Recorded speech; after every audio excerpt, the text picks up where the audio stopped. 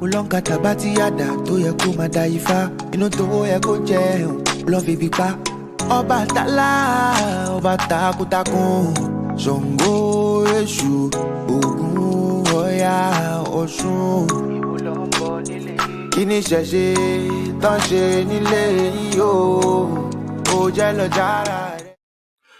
Alafia, peace and blessings, peace and blessings. Welcome to another episode of the African Spirituality Experience. I'm your host, Orisha Bami, and today we're joined by a Titan. It's kind of dope how the universe is aligning, man. I just got exposed to this brother's channel like maybe a month ago, if that.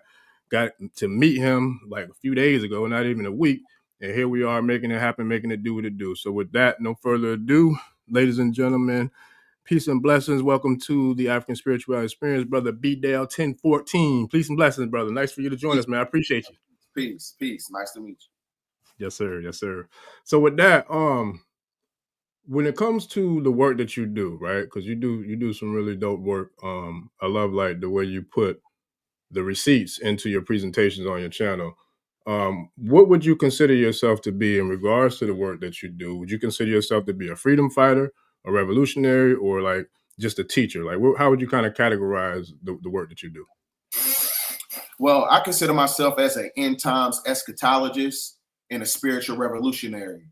That way I'm able to combine the spirituality mixed in with the astrological timelines that's taking place when you're talking about modern day events and how it lines up to prophecy. I sure. No, that's what's up. Okay. And then, so like, how did you get first exposed to the work? Because clearly you have done a lot of research and you've also presented a lot of information. So like, what was your first exposure to, like consciousness or studying, esoteric wisdom and knowledge? Well, the inception of it, my mom, she was a part of the Nuwapian nation with the Ancestral community. So I was already tapped in with the great majority of Dr. York's publications. And then over the course of time, I became a part of, the MUUR Science Temple where I got my edification from. And, unfortunately, my grand sheik, he passed away. So I'm not a part of any temple right now. And the only temple that I was a part of was the only one that we had in Southern Indiana. So as far as that, like the inception of it started with Dr. Malachi York's work, and then it transitioned into more science. But when you look at the whole multitude of the spiritual work in itself and the dynamics of it, they pretty much work in conjunction. It's pretty much one and the same because Dr. York, he was propagating, sovereignty, just like, the Prophet Noble Ali was. Okay.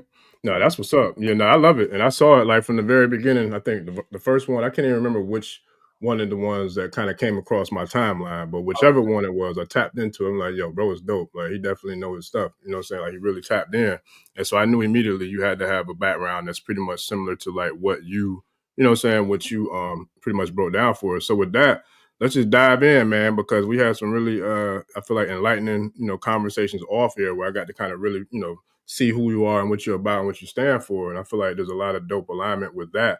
But when it comes to where we are right now on May 25th, 2025, where does the atmosphere in which we're in right now, from the physical aspects as well as the universal, I should say, the astrological aspects, how does that tie in to some of the chain of events that we're seeing unfold right before our very eyes, especially when we talk about things in regards to like the solar flares that we just had, that just came the other day? Like, how does all this tie into where we are right now? Well, the solar flares that you see, these coronal mass ejections is operating at gamma radiation, which manipulates the electrical grid node of the planet. So this is why you see the rise of a technocrat system, but it's only going to have a temporal power over it because we all know that, anything that's built on imperialism or anything that's built on colonization doesn't have no type of sustainability as far as their civilization. So when you've seen these coronal mass ejections coming in, that is what they call the ancestors coming back, right? And it's revitalizing and waking up, the dynamics and the minerals and the plasmoids and everything. It's basically waking up planet Earth. So we're going through a shifting process, which is based on a reset. So this is all connected to the precessional circle of the equinox, which is what they call the cosmic clock, because the cosmic clock coincides with the financial debt clock system that's a part of their corporations. So this is also in connection with the doomsday clock as well. So everything that they do operates in cycles by way of those clock systems. So this is why you're having a reset in the political infrastructure. This is why you're having a reset in the entertainment industry, the music industry, movie industry. All the industries are starting to unfold right now. So this is, it's all based on judgment as well. So it's a form of prophecy that's taking place. Oh yeah. Yes, sir. Yeah, no, that's real, and I see it too, and it's something that we spoke about, a lot of times on this channel in regards to the cycles. With the 20, some would say 25, some would say 24, some would say 26,000 year. The 6,000 year cycles that we're kind of into, right? Yeah. So we just came out of, what was it? The Piscean age, right? And we're going into the Aquarian age, right? So how does that tie into, when we talk about these 6,000 year cycles and how significant they are in regards to what's taking place on the planet? How does that tie into some of what you just shared with us about the solar flares, as well as the fall of all these systems, whether it's the religion, the dollar, the military, et cetera? Like, how does all that tie into what we're seeing with the numerical 6,000 year cycle? So when you look at the numerical 6,000 year cycle, it's the personification of the 24,000 year verification period. So it operates on 4 different cycles. You got a sun cycle, a moon cycle, and a sun cycle. So now we're at the apex of solar cycle 25 because we're in solar cycle. We're in the last sun cycle. So that means it has to be facilitated by a matriarch, which is galvanized by the people, which is a republic. So that means that the divine feminine energy is bringing balance right back to the planet. Because when you're talking about the end of the world, you're really talking about the end of an age. And the end of an age was the clay age of the 6,000 years that the so-called Shaitan, the devil, had over the planet. So now we're transitioning into the golden age, which is the Aquarian age, that is facilitated by the sun cycle. So now you got these coronal mass ejections hitting the planet, and they doing all type of, genetic manipulation, and they're basically trying to, build all these underground bunker systems because their genetical format doesn't have the G-force to withstand the UV radiation light spectrum that's coming from the cosmos. So this is why they want to amplify a technocrat system with Neuralink, right? Because they don't have the neuromelanin to activate that Christ consciousness that takes them, outside of, the firmament and all these dimensional planes of what we call the Demiurge, or what we call in the esoterics, the Metatronic overlay, which is the dualistic paradox. Yeah, that's deep. That's real. I love that, because you tapped into something that I was going to go into anyways. But when you talk about this Neuralink, right, and we talk about melanin, we was just talking about that on one of the last live streams I had. I think last Saturday I was talking about with like melanin and the difference between melanin, neuromelanin, and then also going all the way back to Kemet when you saw that Asar was green, like his skin was green. Yes. You know what I mean? Naturally, when you go to the purest form of melanin, it actually is green, and that's why you see it on the temple walls in Kemet. So can you kind of break down how the neuromelanin is one aspect, regular melanin is another, but then why those people who are creating Neuralink and all these other virtual reality existences, or whatever you want to call it, can you kind of tie into how that matters to what's happening right now on the planet, especially when you talk about the solar flares and how it's manipulating the environment? Yes. Well, these solar flares, they create melanocytes, which are basically intelligence molecules. So it works in tandem with the brain and central nervous system melanin. And that melanin has the ability to activate the Christ body in the crystalline state, to where you go from, a form of transduction to activate the neuroendocrine transducers. So this is what we call the piezoelectrical crystals in the brain that activates the Merkaba light ship, which is the biological suit to escape the firmament. But you got to have a certain genetical format, and you have to have a certain neurological format. Now, when you're talking about the Canaanite, the cursed seed in the book of Leviticus, when they breaking down their genetic format, when you're talking about the cursed ones with leprosy, the ones that was cursed with leprosy, that leprosy is basically a vampiric disease, right? Because like I said, the UV radiation light spectrum doesn't harmonize with their genetics, the epidermis layer of their skin. So the epidermis layer of the skin, see, when it comes to sunburns or sun cancer or whatever, all these other things, and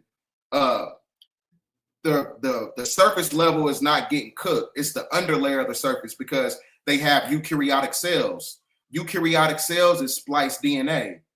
So that means that it's basically a form of a genetic mutation, which ties our way back when the European or the Canaanite that was created in 4086 BC on the island of Patmos, right?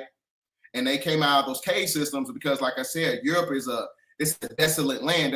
There's no type of sun that comes to that geographical area, right? Mm-hmm. So this is why the dogs, they used to lick the leprosy sores of the European. So this is where you get the term "a man is a dog's best friend," right? Mm-hmm. So it was one of those things like the Canaanite was basically the foot soldier for the Canaan was the foot soldier for the Canaanite. Mm. They also have the same genetic format as well when you're talking about spliced DNA. Mm. So now we're going back into the sun cycle. So solar cycle 25 is, it activates, certain, things on the planet, such as like, planetary shifts, volcano eruptions, earthquakes. But, that also coincides with our genetic format as well. Since we're connected to the planet, we're getting those same planetary upgrades, except the Canaanite that was cursed with leprosy. Okay.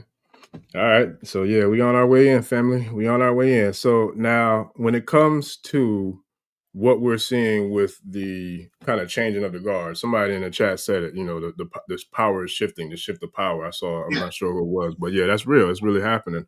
When it comes to all of this, can you kind of share, because I've been mentioning about the Black Pope for a long time on the channel before all this stuff took place. And so I was telling you, when we spoke the other day, how excited I was to see the work that you did on the presentation you did about the Black nobility, because I was like, shoot, that work already been done. I could just send people the link to that one. I ain't even got to do that video because my bro already did it. But can you kind of break down how deep this goes when we talk about this thing called religion, and then we talk about those who control and manipulate this whole entire infrastructure? We're talking about the Vatican, and then we're talking about people behind the scenes who are the ones pulling the strings like a puppet. Can you kind of tie in or tap in for the tribe who might not be familiar with your work or might not know anything about the Black nobility? Can you kind of tie into how all that, kind of plays a role into what we're seeing as this whole thing shifts and unfolds?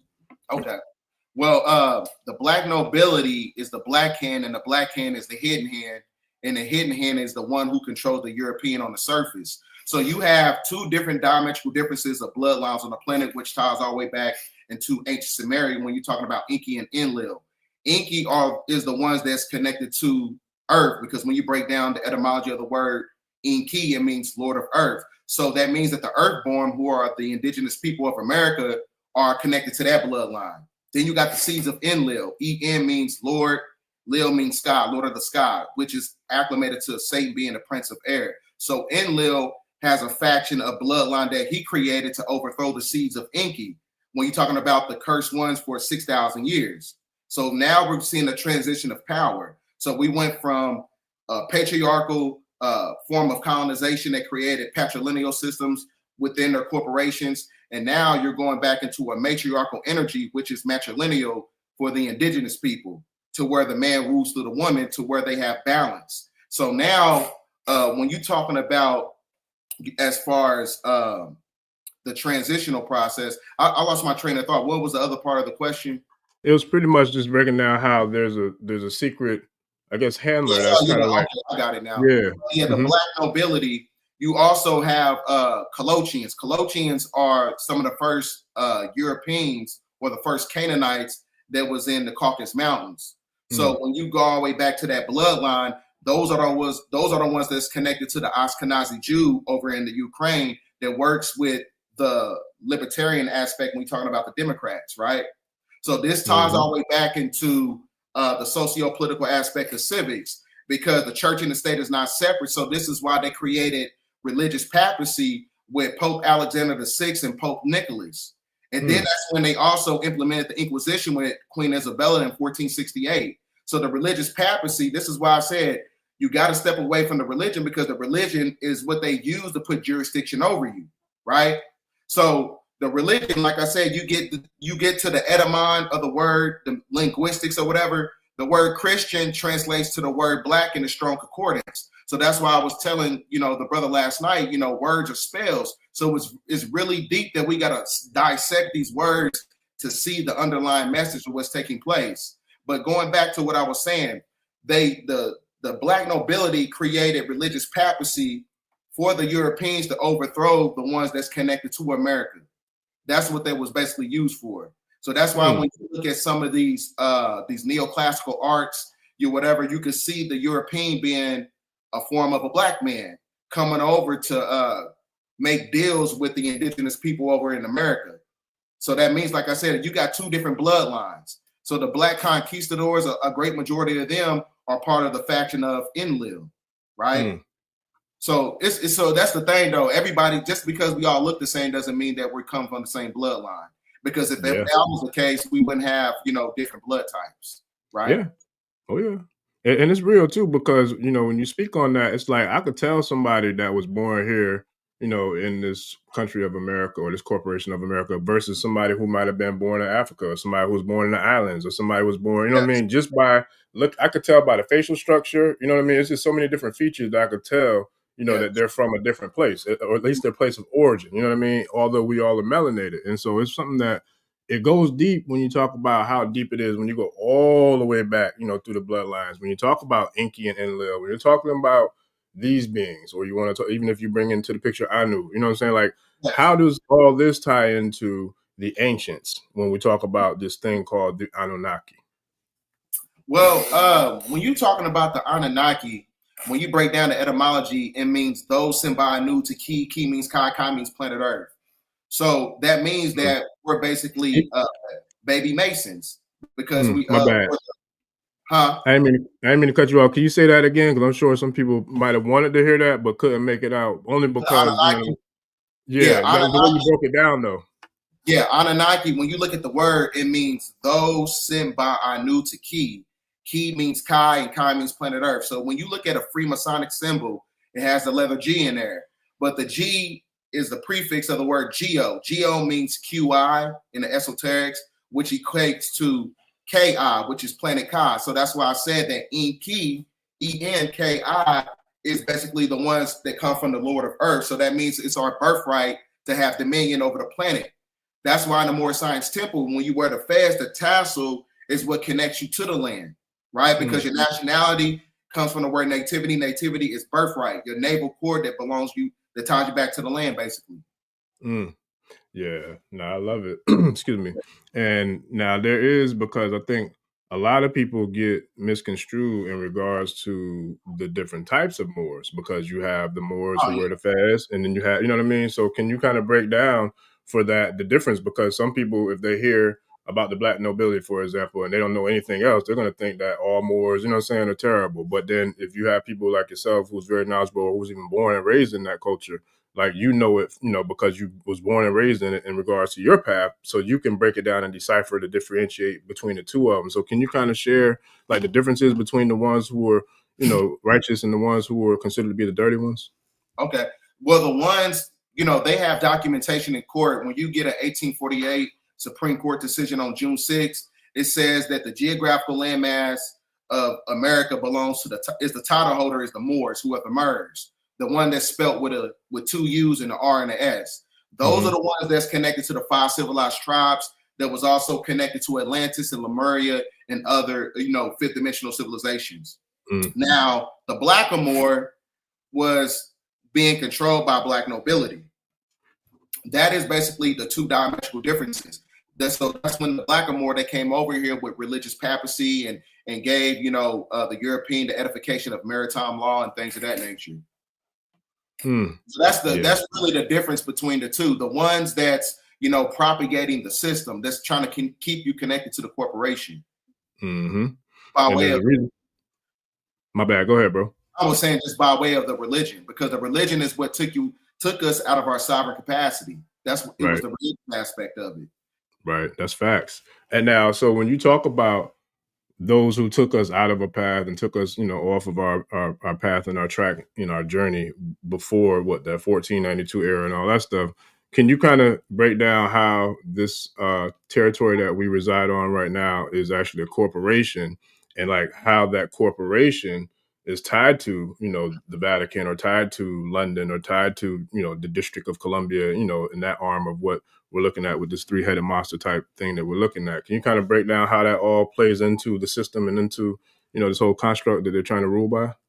Okay. Well, you got the Uniform Commercial Code, Title 18, Section 3002, page 86, third paragraph. It says that the United States is a corporation. Now, what makes it a corporation is that the religious systems that's connected to the corporation under a patrilineal system, what they did was, like I said, they created religious papacy with I think it was the doctrine of discovery, and then that's when they also implemented the Inquisition during that time period. So the doctrine of discovery was implemented in 1493. So the religion aspect of it coincides with the church and the state not being separate, when it's actually, supposed to. It's against the law for the church and the state to be working in synergy like that, which is why they create their corporations. So then when you also look at the Vatican owns 170 billion acres of land internationally, where they built their churches, their schools, their banks, everything that's a part of their corporations on top of the matriarch.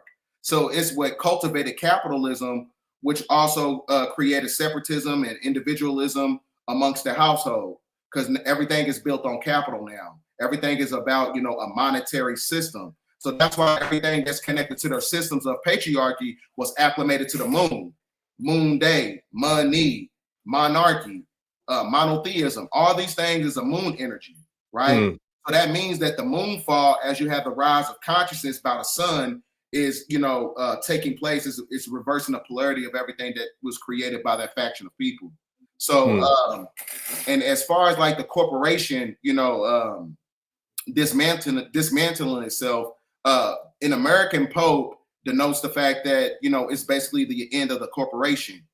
And the reason I say that is because the Vatican, it owns a great majority of the stocks in BlackRock and things of that nature. So that also coincides with the fact that the Queen that just died, and she had the seal off Buckingham Palaces off the fence or whatever. So when you have the king and the queen, it's kind of like it's like a galactical chess game that's taking place. So the queen was gone first, but the game ain't over until the king falls, and that was the Pope, who was controlling all those factions. So you had the fall of the monetary system, the fall of the military, and then you have the fall of the church. So this is where you have the rise of the people to get, everything back to them, as far as, connected right back to Mother Nature. Yeah, no, I love it. We had somebody, let me find this comment. This is an excellent comment right here. Oh, we got a lot of them, but this one stood out. So pretty much 23 Archer, 28, 23 Archer, 28. I believe they're asking in regards to like the black nobility or the dirty Moors, these low vibrational, evil beings. How do we get rid of them? What is the process that we see of like extermination of the parasites? Well, everything in the universe moves on a logistical principle. So it's one of those things where the universe has to have a shifting power, where the meek shall inherit the earth. So it's nothing that you have to do physically. You just got to watch and let it play out and do your work. Stay in your own spiritual lane, because there's going to be a great separation on the planet, and it's going to be happen by way of a separation of consciousness. So that means that everybody's not going to be thinking at high vibrational frequencies. You're going to have some individuals that's pushing Luciferianism, pushing the religion, pushing everything that's connected to the hedonistic culture of Western civilization. So that's why I said that's where you're going to have a separation. They're going to separate, they're going to, eradicate themselves. Yeah. Yeah. Shout out to Big Chief, Brother Rod Hayes, because we was talking about something similar to this last week. He was saying, like, especially with these solars, it's nuts how the whole the synchronism and like the alignment happened too, because we was just talking about the solar flares and like how the level of consciousness on the planet is rising in the solar system, the different spheres that, all play a role into what we're seeing right now. And I'll be damned if I think it was like either within the next day or within a couple of days is when we saw the breaking news about the big solar flare that was coming, right? And you've been talking about it on your channel a lot too. You got several videos that dives into that. Now, can you break down in regards to how this energy is so powerful? I heard you speak about the black sun. How you pronounce it? Ophiuchus? Yes. Yep. Can you kind of break down like how this all this kind of ties in together with what we're seeing and what we're experiencing, at this time? Well, when you seeing the spiritual sun, which is the fifth dimensional sun, they call it the star Polaris. It gives, it operates on fractions of light that powers the two celestial bodies within the simulation, which is the sun and the moon. and the sun and the moon operates off fractions of light, and it gives power to the black sun. So that's when you look at the Freemasonic symbol, it's basically doing the same thing. It's basically corresponding with the celestial alignments that's taking place that works in synergy with the black sun. So the black sun is the embodiment of dark matter energy. Dark matter energy is activated by way of the energies of carbon when you have these neutrinos that's hitting the planet. Neutrinos are basically Holy Ghost particles. Holy Ghost particles activates the planet. So those are the ones that's connected to the planet is the ones that's going to get that Christ consciousness, because Ophiuchus that corresponds with the black sun is a representation of Jesus walking on water. Yes, sir. Woo-hoo-hoo-hoo-hoo. We just getting warmed up, family. Look, we ain't even took the warm-ups off. We just made it to the gym, just kind of jogging a little slow jog around the arena. but yeah, we about to get ready to lace them up and get ready to have the tip off because we about to go. I was just talking about neutrinos. I can't even remember which episode it was on, but I was talking to the tribe about neutrinos and how powerful they are, especially considering the particles that they are and how they can go through pretty much everything. You just said that they kind of have a similarity or a connectivity to like Christ consciousness. Now, when you're talking about Christ consciousness, you're talking about the black sun, you're talking about Ophiuchus, you're talking about all these different energies and these stars and all this powerful energy sources, right? How does all of that line up with you talk about the star of Polaris? There was a scene that I remember seeing in one of your videos where you showed a clip where there was something in London, I want to say, and it was like a astrological star that looked similar to the Yami signal that was in the sky. And you broke down, like you shared the video and you kind of broke down how that meant to the returning to, I forgot what it was, how you broke it down, but can you kind of share the significance of that visitation, or not that visitation, but that, I would say, sighting, and how that plays into exactly what you're breaking down when you're talking about the black sun, neutrinos, all these, Are you saying like, are you talking about when I was talking about going back into the galactic center? That's what it was, yeah. And then you saw the video where I think it was in London or somewhere where they had the because the galactic center is the epitome of the Milky Way star constellation. When you look at the sigil of the Milky Way star constellation, it looks like a swastika. The swastika is also the embodiment of the black sun. So that's why that was basically the connection between the two by way of the symbolism.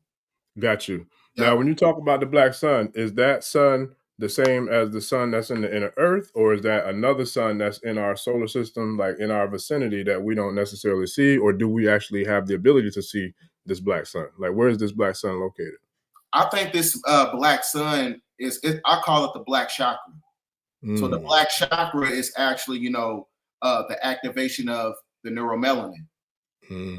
As you amalgamate, this is where you're talking about the whole galvanization of the 144,000. I think that energy alone is what activates the black sun, which is actually I think it's more symbolic and metaphorical than actually physical. I got you. Really, all you talking about is dark matter energy. That's all. Just like when you watch the movie Lucy, when she rose up in consciousness so much, she didn't need a physical body. She turned into dark matter energy. She turned into black, brain and central nervous system melanin. Dark matter.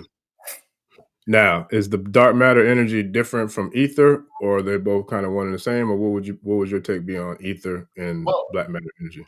Well, it kind of from my opinion, I think they work in conjunction because when you look at the sigil of Tahuti, right, it's showing you a tetrahedron.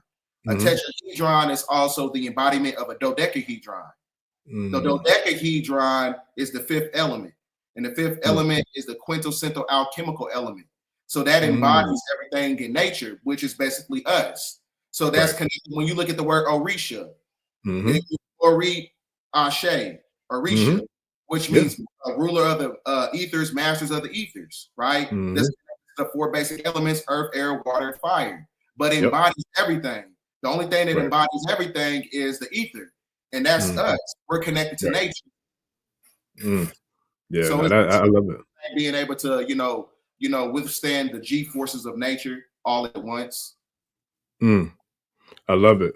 And now, so when we talk about the 144,000, we talk about the Christ body and this Christ consciousness, right?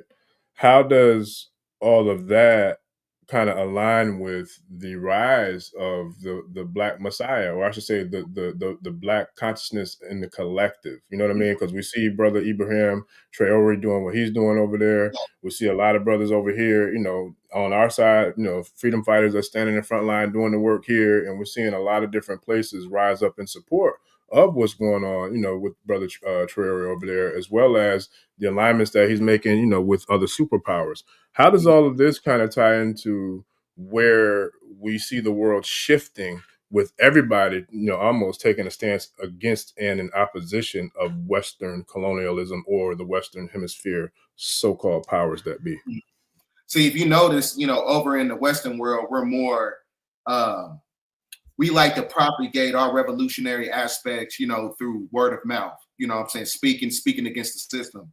While as the, you know, when you get to the Eastern hemisphere, they're more proactive.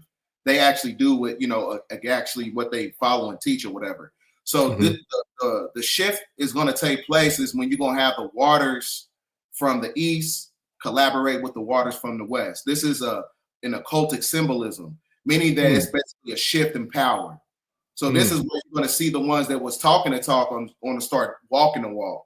So it's going to be one of those things where you're going to build sustainable, you know, land developments and coming together, you know, galvanizing our resources. But the inception of that whole thing is that it can only be done when you have some type of calamity on the planet. That's the only thing that's going to bring everybody together. Yeah. Because, you know, like, because America is under judgment. America's under judgment. Those was the 3 solar eclipses that took place from 2017, 2023, and 2024. Those 3 solar eclipses, they put an ancient Hebrew tab over the planet, or just over the geographical landmass of America. So that is basically a representation of Alpha and Omega, which is creation and destruction. And within that destruction, that's going to bring us all together. So that's how I see it. That's just, you know, from my, you know, that's my logical assertion on that. Right. Yeah, I mean, but you laying a lot of it down on your channel though, and try, you know, for those who don't know Brother's work, man, check out his channel, Bdell 1014 on YouTube. It's a powerful channel. My boy doing great work, and I love it. I check out, you know, whenever I can. I'm tapped in because I already know you're gonna drop some dope knowledge, but also you're gonna have receipts to back it up, and that's the part that I love, you know, in regards to the thorough research you do, you know, for the presentations that you put on your channel. So when it comes to that, right? You mentioned, you know, the Christ consciousness, and you mentioned the beings, you know, that went back into antiquity, like how they all kind of tie into some of the ancient civilizations of Lemuria and Atlantis.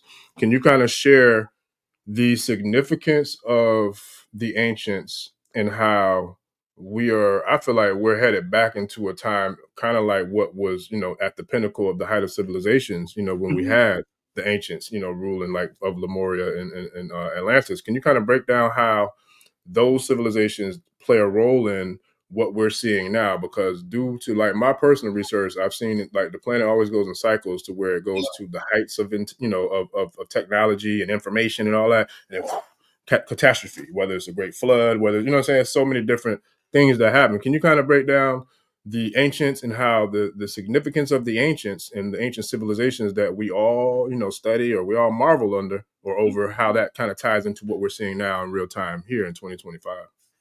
All right. Before I get started, a good movie. If those who are, you know, if you're into anime or whatever, if you watch this cartoon that's on YouTube, it's called The Law of the Sun.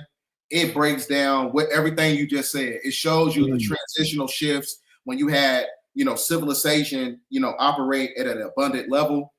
5th dimensional civilizations where everybody had, you know, one world, you know, type of knowledge, but it wasn't based on hedonistic practices. It was based on something that was basically evolutionary to get to the next, you know, states of ascension. So you had the fall of Atlantis, then, you know what I'm saying, you had the fall of, then you had the continental drift, you had Pangea, then you had ancient Kemet, you had the fall of Tartaria.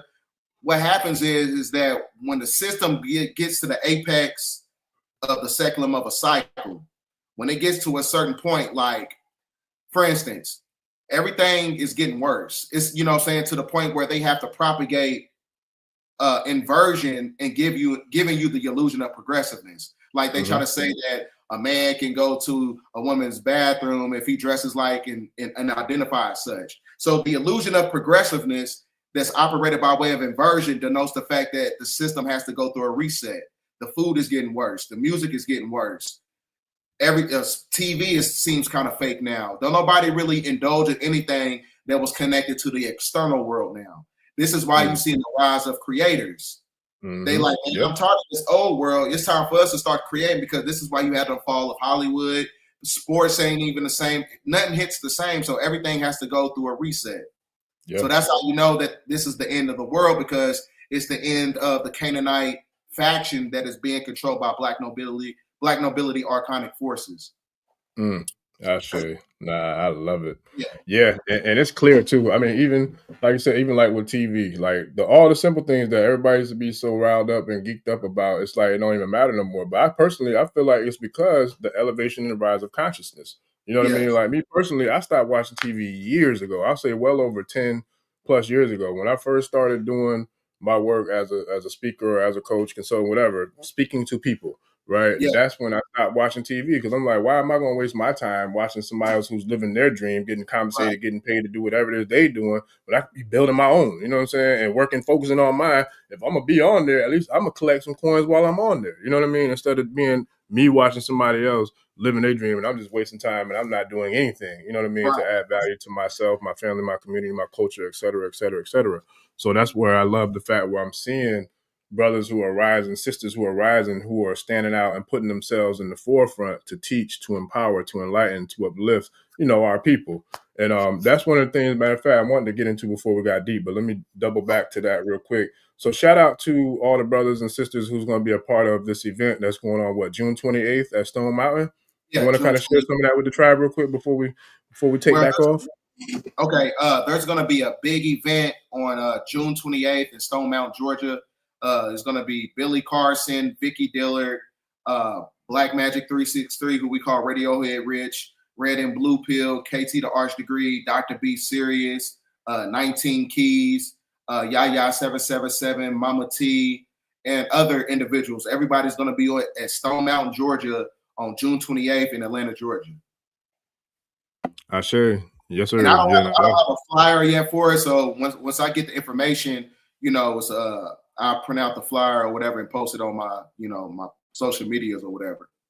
For sure. Oh yeah, send it my way too, man, because I definitely put it up. Okay. And you know, there's time. You know, hopefully we'll get to chop it up a few more times at least, you know, 1 or 2 times before that even takes place. But I definitely it's a free event. It's a free event. It don't cost nothing. You know, it's going to be a really powerful event. It's going to be thousands of people there. So we need to bring that energy here right after, you know, the summer solstice. So when you get all that energy in one place, that's going to leave an energetic imprint in the ethers. That energy is going to be there. It's going to be long lasting. And that's the type of energy we need right now.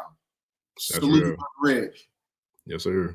Yeah, that's facts. And with that being said, you said that there's a couple different things that are kind of looming, right? So I know we've all heard about the potential of California, you know, kind of breaking off into the ocean or what have you. Or we've also, you know, I saw you know, I think you're the first person I see that spoke about the fall of the Golden Gate Bridge out there, you know, in the Bay Area in Cali.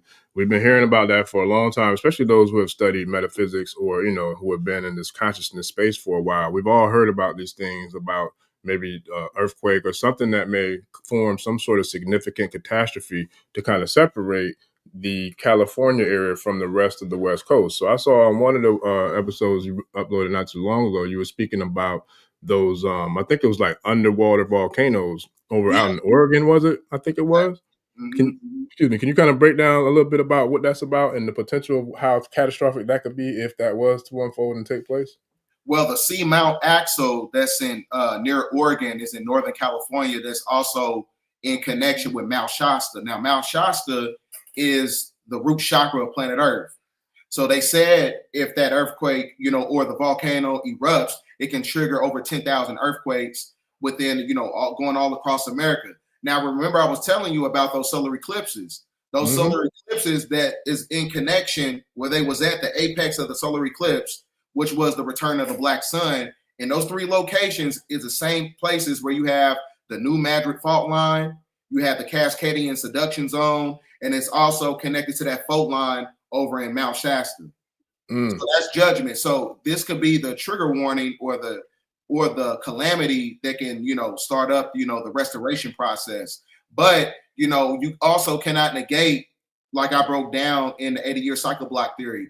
Every 80 years in a seculum of a cycle, there's a crisis that basically, you know, transitions humanity into a different direction. So in the last 80 years, in 1965, which was the end of World War II, right? 80 years from that is 2025. So we due for another calamity. We due for another war. We don't know if it's going to be the collapse of the grid system. We don't know. It can be in many different things, because the fall of the Vatican, when you're talking about the 5 portals that the Pope opened up on January 1st, on New Year's, he took those keys of papacy and he unlocked the pineal gland. He unlocked and resurrected, because those keys was a representation of locking down the genetic format, those who harmonize with the planet as we go back into the galactic center. So that's why he was opening up those portals. So because the religion is what put an encryption over the planet. So he unlocked a certain consciousness. So the silver key is the silver cord that connects you to the moon. So that moon is what keeps you in a perpetual state of reincarnation by way of the belief system that comes from the Vatican, right? Because it keeps you boxed in. And the boxed in of the mindset is the vesicular monomind transporter 2 gene. That is the God gene. It keeps you boxed in into a certain construct, which is what we call the cube of Saturn, right? Saturn worship is religious worship. Materialism, whatever, it's all based on, you know, the cube of Saturn. So when you have the activation of these earthquakes or whatever, that's when you're going to see, you know, they're going to try to implement their cybernetic dictatorship, because it's going to be, I don't know, it's kind of like 2 different timelines that's going on. I don't know if it's going to be something that's going to be activated by the ancestors, you know, the activation of nature, or I don't know if they using bombs underneath, you know, these geographical areas in America to, you know, create this reset. So it's many different things to look at. Some things are engineered and some things are just happening natural. Yeah, it's deep, real deep. Now, let me ask you your opinion on this, because I was just having this conversation. I'm not sure if it was last night or the night before. What's today? Today's Sunday. This is the Friday or Saturday night. I was talking about it came up where we were talking about people who, I guess, like the billionaires and all these people who were buying all these underground bunkers and trying to, you know what I'm saying, like trying to hide into and you know, wherever they can get these little bunkers and all that built. But my thing was, the way I looked at it is like, I don't really see how they feel like that's going to protect them from, you know, if the true wrath of the creator and Mother Earth really want to turn up, you know what I'm saying, and shake some shit up real quick. Like, it's nothing that's going to do to me to like make sure you're going to be okay. If she getting you out of here, you're getting out of here, whether you go hide in the crevices of Earth, regardless. Because the way I see it is this: the earthquake, I feel like, could definitely still cause destruction to any of those bunkers who are, you know, inside or in the earth or whatever. But at the same time, I was thinking too, like, what about the sun that's in the inner earth? Like, I feel like, do you feel like that could also have some sort of, I don't know, effect on like what could be catastrophic for those people who are calling themselves hiding away from, I guess, dealing with Mother Nature by hiding into these bunkers? Or what is your thoughts on that? Well, just like you got 7 different planes of existence in the cosmos, you also got 7 layers to the planet. So when they going into these underground bunkers, they not even really getting to the apex, to the center. So because once you get there, you got, you know, the city of Shambhala, you got Argartha, you got the rainbow cities, because you got different caverns of the earth and different cave systems and different pyramid systems that lead to Hollow Earth. But you know, as far as them trying to escape the judgment, it's nothing they can really do about that. I mean, there's no explanation for that, because, you know, if the planet is going to get broken in half, then it's only so much you can do. But the only thing that's going to save you is that you have a certain consciousness. I told you, just like when you look at the sigil of Tahuti, it's the tetrahedron. That tetrahedron is the seal of God on your forehead. The activation of the right hemisphere of the brain and the left hemisphere of the brain, to where you rose up a degree mentally, right? To where you're able to activate the Merkaba. So that's why I said you have to be balanced here and here in order to leave. So that's why I said, like, you know, that's the only thing that's going to save you in the next world. You got to be balanced. So just like, let's just say it is a rapture and we had, you know, so-called entities coming from the abyss of the planet. they're not going to be able to touch you because you got the seal of God on your forehead. That is your protectorate. That's your force field. That's your energetic bubble that they cannot infiltrate because you're vibrating at a certain consciousness. Just like when you see the movie Predator, everything they had, when you look at the supernatural lens that he had, everything that was vibrating on a low frequency, he attacked it. But if you vibrating at the green frequency and above, the ultraviolet light to activate the crown chakra, you're going to have the frequency of the planet working in conjunction with the Schumann resonance, the heartbeat of planet Earth. Yes, sir. Yeah, I love it. Yeah, it's funny because I keep a tetrahedron like right behind me, man. That's my little crystal ball. You know what I mean? Because like when the conversation get real hot, man, I turn it on and kind of cool it down a little bit because it get real. Yeah, it get real lit up in here sometimes, man. And so now with that, I love how you broke that down, and then we talk about the Merkaba and like meditation and the astral body and all these things. Before I go into that though, like what you're saying right now, it kind of reminds me of Bruce Leroy and what was it? What was the name? Last Dragon, I think it was. Perfect. Yeah.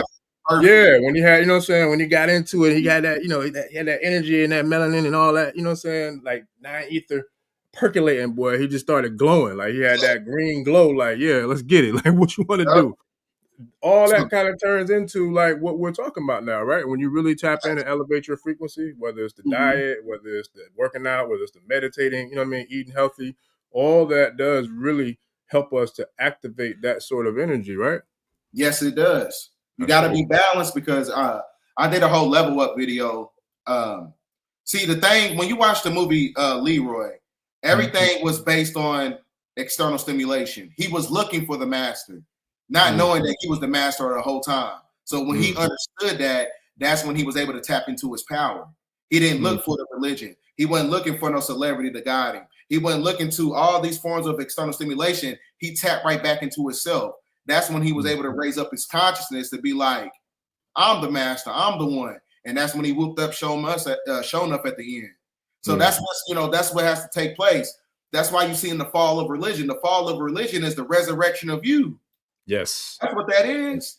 Oh, yeah. You know what I'm saying? Because that's how you unlock the scroll of all. So that's why I said the scroll of all corresponds with the chakra points of planet Earth. The more you raise up your consciousness, it's going to activate the planet. More earthquakes, more volcanoes, right? Oh, yeah. Yeah. So that's what's taking place. Yeah, and we see them like where I'm at in the Southeast. We see them with the storms, with the tornadoes, and then that goes back to how the elements, when you talk about the Orishas, when you talk about the Netures, these are all beings that are tied to elements of either consciousness or nature. You know what I mean? Whether it's Oya being tied to the winds and the water, whether it's Kabiesi Shango being tied to the thunder and the lightning, like either way it goes, like all of these entities and deities are all tied to some form or aspect of nature. The nature rules, the same thing. So it's like Ptah, you talk about Nun, you talk about, all these are all elements of nature, and they're all tied to real deities who we are also have the ability to activate those aspects of nature within ourselves as well, right? Sure. So is that kind of like what we saw in Supercell, the series Supercell, where they showed the brothers and sisters who had the ability to kind of tap in to that next level? Yeah. How does that happens because you got certain pocket points on planet Earth, and it's infiltrated it's coming down from the magnetosphere. The magnetosphere is what we call the mental plane, and that mental plane is creating neutrinos. Neutrinos work in harmony with the carbon body. Once the carbon body activates, that's when you get crystallization by going from the nitrogen 14 and 12 until where you go to a crystalline state. So this is where you activate that magnetism. Your magnetism is your magic. But the encryption over the planet. But like I said, you got to think outside the box, because we have when you go to the holonomic brain theory in the CIA documents, there is a holographic box over the brain, right? But you got to break out of that construct. It's like a firmament over the brain. You also have a firmament over the planet because it's a part of the spiritual cutoff, right? So when you get I think the movie, when you're talking about the Tower of Babel, not the movie, but in biblical context, talking about the Tower of Babel, the Tower of Babel is also connected to the motor cortex gland of the brain. So when the Tower of Babel is basically talking about a fall in frequency, because during that time period, that's when you had the breaking up of different languages, because when the Tower of Babel failed, that's when people started babbling, because before then, that's when they had telepathic ability, right? So the firmament, these ideologies that's cultivated by the Western world is what keeps you out of your sovereign capacity and out of your spiritual capacity. This is why you don't have clairvoyance. This is where you don't have levitation, being able to levitate, all types of stuff. You don't have these powers no more. It's because everything's been cut off by the firmament and a certain ideology that they created by the Western world. Yes, sir. Yeah, that's deep. I love that, man. Oh man, I love it. It's okay. So somebody asked the question. Let me pull it up real quick. Breakthrough 9 said, and I think we kind of tapped into a little bit of this, but if you don't mind sharing, like what your opinion is in regards to the question of how can we raise our consciousness? The best way to raise up your consciousness is to understand that balance is the key. Balance is the personification of equilibrium. Equilibrium is balance, which makes you God. So you got to be balanced mentally, and you also got to be balanced spiritually, right? So the best way to look at it is that, to understand is that anything that you cannot fast from, you're going to become a slave to it. So don't become a slave to anything that's three-dimensional. You have to use it as a catalyst to get to the next level. So you have to use these things as, portals to get to your, connect with your higher self. Fast from the food, alcohol, sex, and you transmutate that energy as an alchemical resource. So that's how you connect with source. So just balance all your energies out. Go out in nature, read books. So you got to have balance. Yeah. Yeah, and it's so dope too. Because the other day I was out, and I think this was like after the first or second time we spoke, but I was out and about chilling by the water and getting some sun, and it was like a river that's in the city, right? It kind of rolls through the city, but where I was located at, it's a waterfront. You can chill, and just like chop it up or whatever. But what was cool is I actually caught a dolphin coming in and out of the stream, like coming up, like in and out of, in and out of the river. And I'm like, yo, I ain't never seen a dolphin that close to, proximity of where there's a lot of activity with people, driving the boats up and down the river, etc. And I also know dolphins have an extremely powerful, like, spiritual connection to us as a people. And then I also saw on one of the videos you were talking about, like, those people who will go deep sea fishing who are like catching mermaids and like eating them, you know what I'm saying? And it's just like, can you kind of tie into the significance of how dolphins are really a part of, spirituality and connecting to like maybe whatever you want to go with it, but also why they were out there fishing for mermaids and mermen to eat them to kind of absorb their consciousness or whatever it was that they were doing that for? Because these things that come from the sea are actually extraterrestrial origin. When you're talking about the Dogon tribe in Mali, see the Dogon tribe in Mali, they had the constellations mapped out right before NASA was even created. So the Dogons, they said that they, ascended from dolphins and things of that nature. So that's when you're talking about, the activation of a certain cerebral cortex that they have. They can use almost like, I'm not sure what percentage of the brain they can use, but I think it's something like 20%. I believe, I'm not sure, but they're very smart. So that's why they don't want, want them around, pregnant women and things of that nature, because they can do a form of horizontal gene transfer, which is where you transmute a certain vibration of consciousness and you put it inside of a different vessel. So that same thing can, take place when you're talking about the activation of certain genetics. Now, when you're talking about mermaids, now that's because they contain the elixir of immortality, their genetic format. Right. So if you eat, a mermaid or whatever, they create cell growth proliferation. It gives you immortalized cell lines. Right. So that's when the cells is able to replicate themselves on an infinite level, because when you understand the genetic format of a mermaid, it is really amalgamated by the stardust of the planet. Right. So it's basically carbon. It's a part of the building block of all civilization. So they can do any type of metamorphosis as far as like, for instance, if you look at a starfish, you take a starfish and you cut it in half, or you just chop it and kill it, another one will grow right back. The same thing can take place with a mermaid. The same thing can take place with a so-called black person's genetics if it's working in harmony with the energy of the sun and nature. Like literally do that. They even talked about that in that the story that the lady had put about. They said that the mermaid, her arm got cut off or her hand got cut off, and it grew right back. Yeah. Immortalized cell lines. That's why they needed Henrietta Lacks's, her genetics and her cells in order to coat spaceships and all this other stuff, right? That's neuromelanin, that's carbon, right? So the great majority, that denotes the fact that the great majority of the mermaids are actually melanated or carbonated, right? So, but the owner who owns that sea company, he went to high school in my city.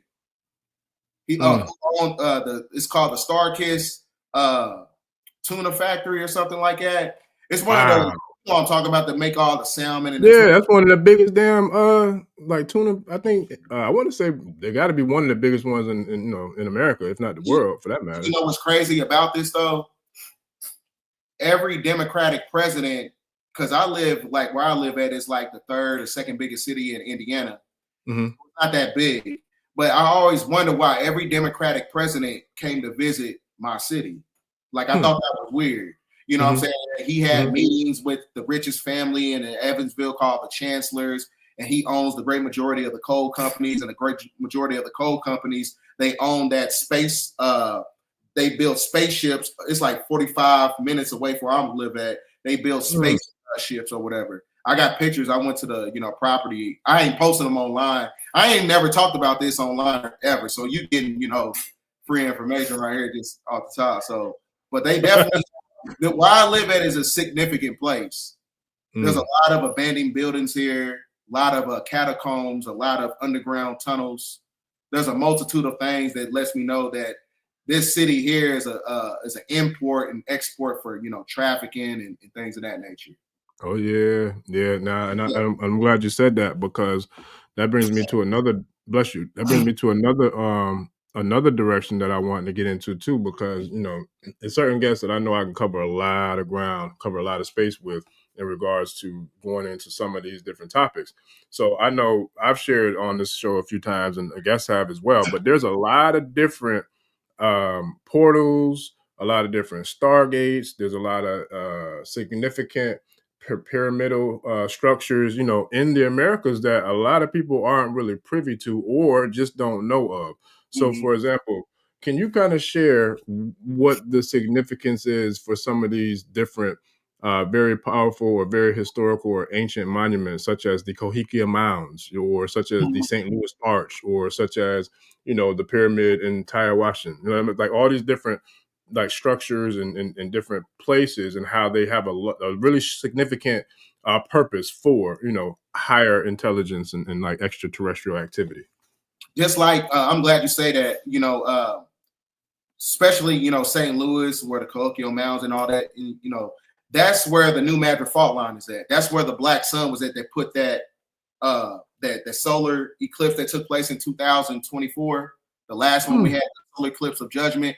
That was right there at the apex of the New Madrid fault line, where you have Bdell, Illinois, what they call Little Egypt, which is about 30 minutes away from St. Louis. Now, St. Louis is in alignment with the Big Dipper star constellation, along with other planetary alignments such as Detroit, Philadelphia, New York, Washington, D.C., Boston. But when you're talking about all these monolithic structures, they're pulling down certain kinetic energy.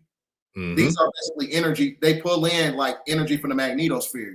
But you have dark pockets of energy, such as like places like Stone Mountain, Georgia. That's on the 33rd parallel, right? Atlanta. Everything that was on the 33rd parallel was a powerful energy there. Then you had the same one in Dallas. Dallas is on the 33rd parallel, and that's where, you know, JFK got unalive, right? The same thing, like, then when you go all the way to Baghdad and over in Iraq, that's in alignment with the 33rd parallel, where they had all those portals. When they was talking about the activation of weapons of mass destruction, they wasn't over there for that. They was looking for portals. You see what I'm saying? So, so even when you look at national parks, so national parks is also in alignment with dark ley line energy grid systems as well. So there's a lot of portals inside national parks, which is why you see a lot of people come up missing. And this is where you see a lot of Yeti or Bigfoot. Yep, Sasquatches, yeah. It's Sasquatch as well, because Bigfoot is actually real, because during that time period, he was working with the indigenous people. Because they're not, anytime you see a Bigfoot walking like hunched over like that, that's a fake one. That's somebody wearing a costume. Anytime you see a Bigfoot walking upright, that's a real one, because they're not savage and they're not low vibrational. They're high vibrational individuals. Very right? intelligent, Very extremely intelligent. So that's Yeah. what you must know. So that's how you can tell the difference between the real one and the fake one. Yeah, and they call them shaggies. And you know what's crazy? They are extremely powerful because they have the ability to cloak themselves or create a cloak in the wooded areas that they're in. They have the ability, like how in Black Panther, where they flew into the mountain, like when they came from like the common area. Like they really do that for real, for real. That's not a game, that's real. You know what I mean? And they have the ability to do that. So, and they also have access to the inner earth, correct? Like they have the ability to go into like caverns, you know what I mean, and get into the inner earth because they vibrate on that frequency of, you know, intelligent life form and beings who have a pass into, you know, the inner earth in those realms. And before anybody say that's not real or whatever, just understand they do understand that our governments, they have the technology to create whatever they want to create. So if you don't think extraterrestrials are real or whatever, they can create them. You know what I'm saying? We have them inside Hollow Earth and they escape. You know, they call it Nightmare Hall. You got to read the book, The Man from Planet Risk by Dr. Malachi York. He talks about Nightmare Hall. And that's to those deep underground military bunker systems. And when they come out, just like in the movie Cabin in the Woods, where was they at? They was at a national park. And that's when the simulation began. Because like I said, it's on a dark ley line. Watch the movie Cabin in the Woods. What is it? Cabin in the Woods? Cabin in the Woods. Cabin in the Woods? Okay. Yep. I'm gonna check that out. Cabin in the Woods. Yeah, it shows puppeteers underneath the earth, and then they looking for a sacrifice. It's kind of like the same thing that's taking place right now, which is why you're seeing so many rituals that's taking place on the surface, from the celebrity gossip to the Pope to everything that's happening in the politics to technology and the rise of artificial intelligence. Everything that's taking place on the surface, but they got all these entities and these people down below, and they bring them up to the surface to feed on humanity in a form of a sacrifice, to keep the three-dimensional world going. Yeah, you got to watch that. It's very deep, bro. Yeah. Yeah. It's a great movie. I know. I got another good question because I got several that I wanted to bring up, but I'm going to bring this one up. Laverne, shout out to Laverne Turner. She says, can you please give me a clear understanding why Trump is putting, or he's trying to, wants to try to put a golden dome cover over the USA? He said it's for nuclear protection, but she doesn't believe that's the only reason. I know you had did a video on this, but can you kind of tap into what that's about in regards to that golden dome that he's talking about and that Sister Laverne is talking about? He's really trying to block the transmission of the sun. That's all it is. He's really blocking the transmission of the sun. But like I said, they create everything under a Hegelian dialectic principle: problem, reaction, solution. Who's the problem?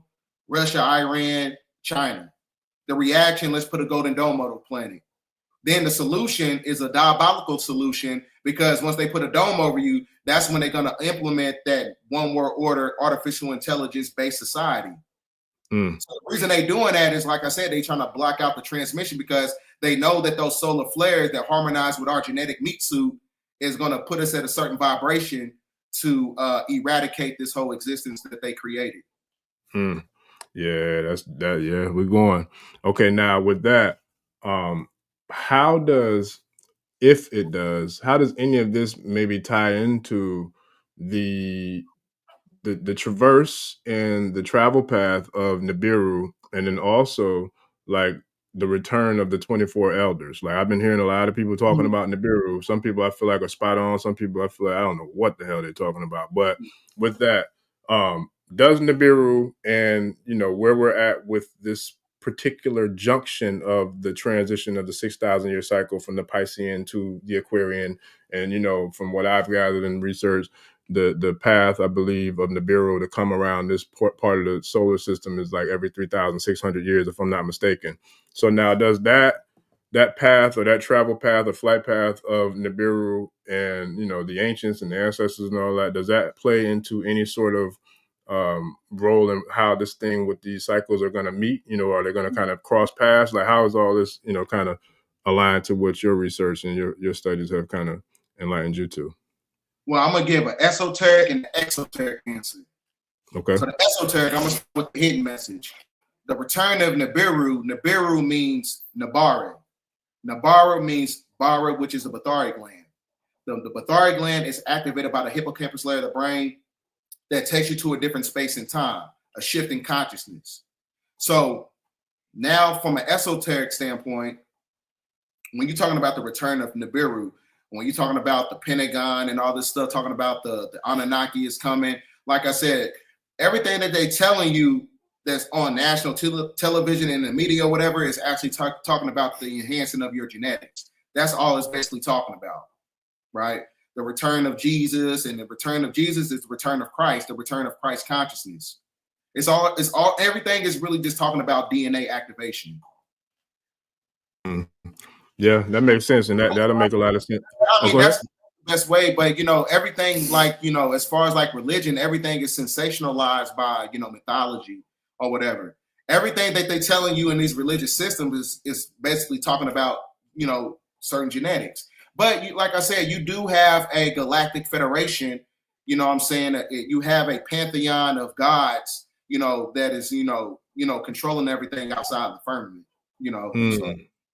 I got you. Now, I'll go ahead. No, you go ahead. What was the last thing you said?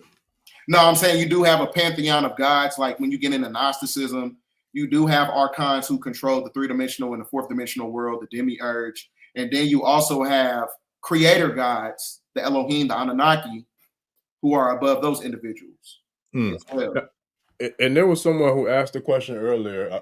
I know it's going to be too challenging to find it now in regards to where the comments are, but the question was, can you ask Bdell to kind of describe and break down the differences between the Anunnaki? Because as far as my research has brought me, I do know that there is a positive and a negative version of these Anunnaki. Now, Brother Big Chief said that those are kind of like aspects, you know what I mean, of entities versus a actual source or of a deity or entity. So is your line of thinking in the same kind of like area of what Big Chief was talking about? Do you have your own perception of how you feel like you can kind of break down the difference between the positive or negative aspects of Anunnaki?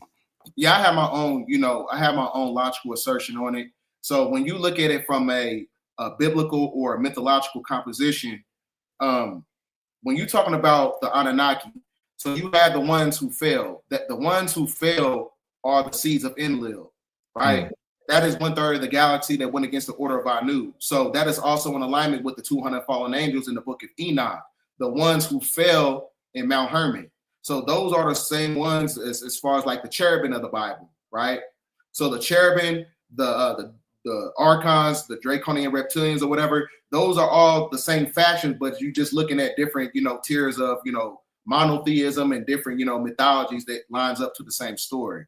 So those were the ones that fell in Mount Hermon. And, and I did a whole video talking about how they use artificial intelligence as a catalyst to where these archons is able to control the technology through humans. I broke that down too as well. Yeah, I think I saw that. That's all the ones. That's all you're really talking about. 1/3 of the galaxy that went against the order of Anu, and then they fell in grace. And then you had, that's what created the separatism. They fell in frequency. They fell into the demiurge. They fell into materialism, right? So then from that's when you had the creation of the black nobility, right? Because this is why I tell people all the time. This is how you know that when you understand genealogy and microbiology, you get the recessive from the dominant. You don't get the dominant from the recessive. So that means that the first Canaanites were actually black. And those black Canaanites is connected to the black nobility that is connected to the seeds of the cherubim, who is known as the draconian, archonic reptilian, shape-shifting black entities who control Europeans on the surface. Yeah, boy. Okay. And that definitely plays a role into, what's going on, like I said, from the astrological aspects. Because even like where I'm at on the planet, like I'm a nerd when it comes to stars and studying stars and the constellation and all that. So I got telescopes and I got the apps and all that. So shout out to Brother Nkosi. He turned me on to a new one. I got a crazy stellar. I mean, I should go get it, but my son in there, he probably in there playing with it. I got a big old telescope. Listen, I make it up there to the mountain. I'm bringing mine because I know it's going to be some sights to see. I can tell you that for sure. Yeah, man. So I'm looking at this app now. The newest one I got is called Stellarium, and it's dope, man, because you can actually, like, it's dope. You can go to different star systems and travel through the satellites and like view things. And I remember when I pulled up the first day I got it, I pulled up Earth, and I was looking at it, and it looked like they had like the shape of inner Earth, like on the planet, but it was kind of like they blocked it out, like because I was scrolling around. You know what I mean? Huh? Where was it showing at? It was showing like I had to, you know what? I had to find it, but I'll text you a picture of it. I'm gonna text you a picture of it. But what it was is, I'm looking at it, I'm like, yo, ain't no continent on the surface of the planet in a shape like that, goddamn, that shape. So I know that shape, right? So I'm just like, it's crazy to me how like you can see it, but it's still like they're trying to mask it in a way. But I know what that is. I'm like, yo, that's the inner Earth. Like that's what that is right there, and you can see it from the satellites on that app called Stellarium. And so, and I'll text it to you too. I'll text you that picture because I had to dig way down to find it. But it was dope. And so I say all that to say the ancient civilizations of Lemuria and Atlantis, right? I was just watching, I think it's called Unsolved Mysteries or something like that with William Shatner. I think it's season 6, and I don't remember what episode, but I was watching one of them and they were talking about what they thought was the entrance or like some remnants of Atlantis. But there's a lot of different theories about, you know, Atlantis and Lemuria. So from your research, from your studies, and, you know, the knowledge that you've been blessed to possess, what would you say in regards to the civilization of Atlantis? Did you feel like it really actually disappeared and it no longer exists? Or do you feel like something happened to where they just are no longer visible on the surface, but it definitely still does exist? Like, what is your take on Atlantis and Lemuria? Now, when you talk about Atlantis, that was during that time, like, you know, they had a 5th dimensional civilization. So everything operated by way of, you know, high density consciousness. You know, it was everything was internal to where they was able to receive abundantly on the material world, you know, on a material level. But as far as like, you know, you had these individuals, it's kind of, you ever seen the movie Greenland? This is the best way I can explain it. You said Greenland? Yeah, Greenland. I don't think I've seen that one. The same thing that's happening to our planet during that time period is what happened to the Atlanteans. So they had to preserve a certain race. They had to preserve a certain blood type. This is why they're going around looking for the old blood type right now. They got planes and going to different cities and stuff. They're looking for the old blood type because they understand that's extraterrestrial DNA. That's extraterrestrial DNA. They understand that. And the reason they do that, you know, this is why so many people coming up in Canada missing right now and all this other stuff. But that's a whole different story. You know what I'm saying? But as far as, you know, what took place in Greenland in the movie, it was going through a calamity. But the preserving of a certain people, they went to Greenland inside this little, it's like a doomsday type of bunker. It's like a cave system they went inside. So same thing as actually took place when you're talking about the fall of Lemuria, Mayan civilizations or whatever. Some of these people didn't disappear. You know what I'm saying? Some of them just went to the caverns of the earth and hid out. They even talk about that when you the Anunnaki people, right? When you talk about the Hopi tribes, some of the Hopis, they inside, you know, inner earth civilizations, right? So because they already mastered the surface. It's kind of like the same thing when you're talking about the adept chambers. You go from neophyte, adept to master. Once you master, that's when you get access to, you know, the gateways of planet Earth. You got to master this realm first. Yeah. I love that you said that too, because, you know, even going back to Mount Shasta, you know, there's a lot of people, excuse me, who go to visit Mount Shasta that have very supernatural or, you know, esoteric or astral, you know, astral. There's a lot of different elevated frequency type of experiences that people have when they go to Mount Shasta. Some people do, some people don't. So, and I know for a fact that's based upon what your vibrational frequency is and the capacity that you have to elevate, you know, to kind of synchronize with a frequency that's probably surrounding a place like Mount Shasta. So when it comes to that, this is something that I've been having conversations with on air and off air in regards to people. But, you know, even those who weren't privy to what you shared about the Black nobility, I still do feel like there's a lot of us who are focusing more on the skin color of, you know what I'm saying, people versus the level of, I would say, maybe energy or frequency or integrity of a person. How much does that matter in regards to where we are now? Are there some people who are of European descent that have the ability to elevate and ascend into, you know what I'm saying, the higher realms of consciousness? Or is there like a cap, kind of like when you drive a U-Haul as a governor that only lets you go so fast, you know, so far? Is that like kind of like what we're seeing with people who don't have access to neuromelanin? Or what's your take on when it comes to that? Yeah, because the European, or I guess you could say the Canaanite, I wouldn't say all Europeans or whatever, but the great majority who comes from the Canaanite faction, they have eukaryotic cells. And eukaryotic cells is spliced DNA, and it's cultivated by sulfur. And sulfur, it blocks the spinal column to where the regeneration spinal fire doesn't rise up and hit the pineal gland, right? So they don't have the genetics to harmonize with nature. So they don't have internal monologue. Internal monologue is that little voice you hear in your head. Like I can say words in my head, just talk like that. They have to say it. They don't have internal monologue. That internal monologue is your inner child. That inner child is a soul. So they have a spirit. They don't have a soul. And you can tell by the hair follicle. Animals have spirits. People who have that non-ether genetical frequency, the coily hair, what they call the lamb, they just put out a coronal mass ejection, the sunspot, that coronal hole, it looked like the sign of the lamb, right? It's like it's talking about the activation of nature. So they, like I say, you have to have a certain genetic format to activate those genetics. Yeah, that's but deep. That doesn't necessarily mean that you come from the cursed bloodline. You got some Europeans that come from the Pleiadian faction, right? Yeah, you talk about when you go on the Norse mythology, the Nordics or whatever, some of them individuals were high vibrational. They're not connected to that same seed. But there's a lot, you know, as far as like the cultivation of racism, imperialism, colonization, you know, the system that they built that's based on economic disenfranchisement, all these things that's, you know, that afflicted the planet, that's most likely coming from the faction of that Canaanite. But like I said, the first Canaanite was black. Like I said, you had to have the, you know, genetics, and it's kind of like the same, the Yaqub story. Right? Shout out to somebody in the somebody in the comments mentioned that. They brought that up too. Remember, he said, what did he say to his brother Yushak? It's basically the same as the Enki and Enlil story. He said, I will create a people that's going to rule over you for 6,000 years. That 6,000 years is over. This is why you're seeing everything changing. Because the bloodline he created, that European he created, them blackamoors he created that gave the edification to the European, their time is running out. It's over. Oh, yeah. So then the best way to understand the difference between a black nobility, blackamoor, the ones that, you know, that chose the side of, you know, hedonistic culture and the corporation, those are the ones that's in your religion, your pastor, your preachers, the ones that's in Freemasonry, in Luciferianism, the ones that's, you know, gatekeepers of the movie industry, music industry.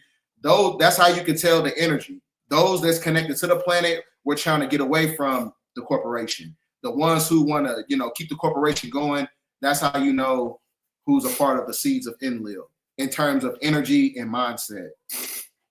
Yes, sir. And I've seen like videos of, I'm assuming that it's a version of Enki and of Enlil, and I'm very confident you know the videos that I've seen. But one of them looks like a brother who's like of Middle Eastern descent, and he has on like a white hair wrap, you know, and he has the beard, and he kind of looks like Middle Eastern. And then there's another one who I've been seeing, and he's a brother like about my complexion. He got a beard too, and then he wears like a white cap. I think he has like gold on the white suit that I see him in. Are those any like type of connections or correlations to Enki and Enlil in a modern day, I guess modern day time, or is that like something else that I'm seeing when I see like these people who are surfacing on the internet? The guy that you seeing that they talking about in real time is a black guy named King Yahweh. Okay.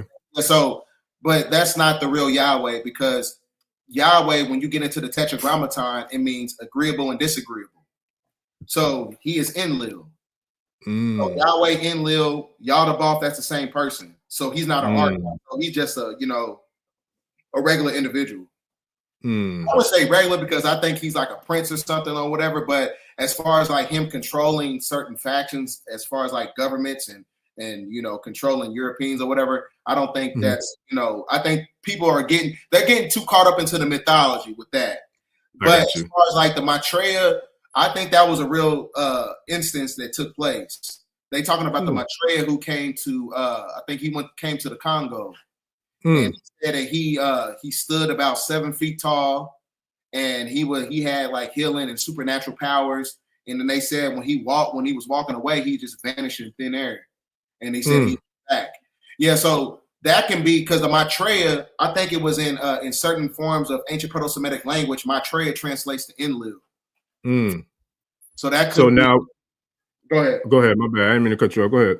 But yeah, so that can be so because Maitreya, like Enlil, that's pretty much when you break down the linguistics of the word and you get into the etymon and all that, his name translates to Enlil. Yeah. Now, is this the one that's that looks Middle Eastern, or is that the one that's more melanin? He the one that looks Middle Eastern with the beard. Right. Now with him, now with Enlil, so Enlil is like but he's the representation of the disagreeable Anunnaki. Is that correct? Yep. Yes, sir. Right. So what would be the purpose of him making an appearance and like coming back? Like, what would you think would be the reason for that? Because I saw that footage.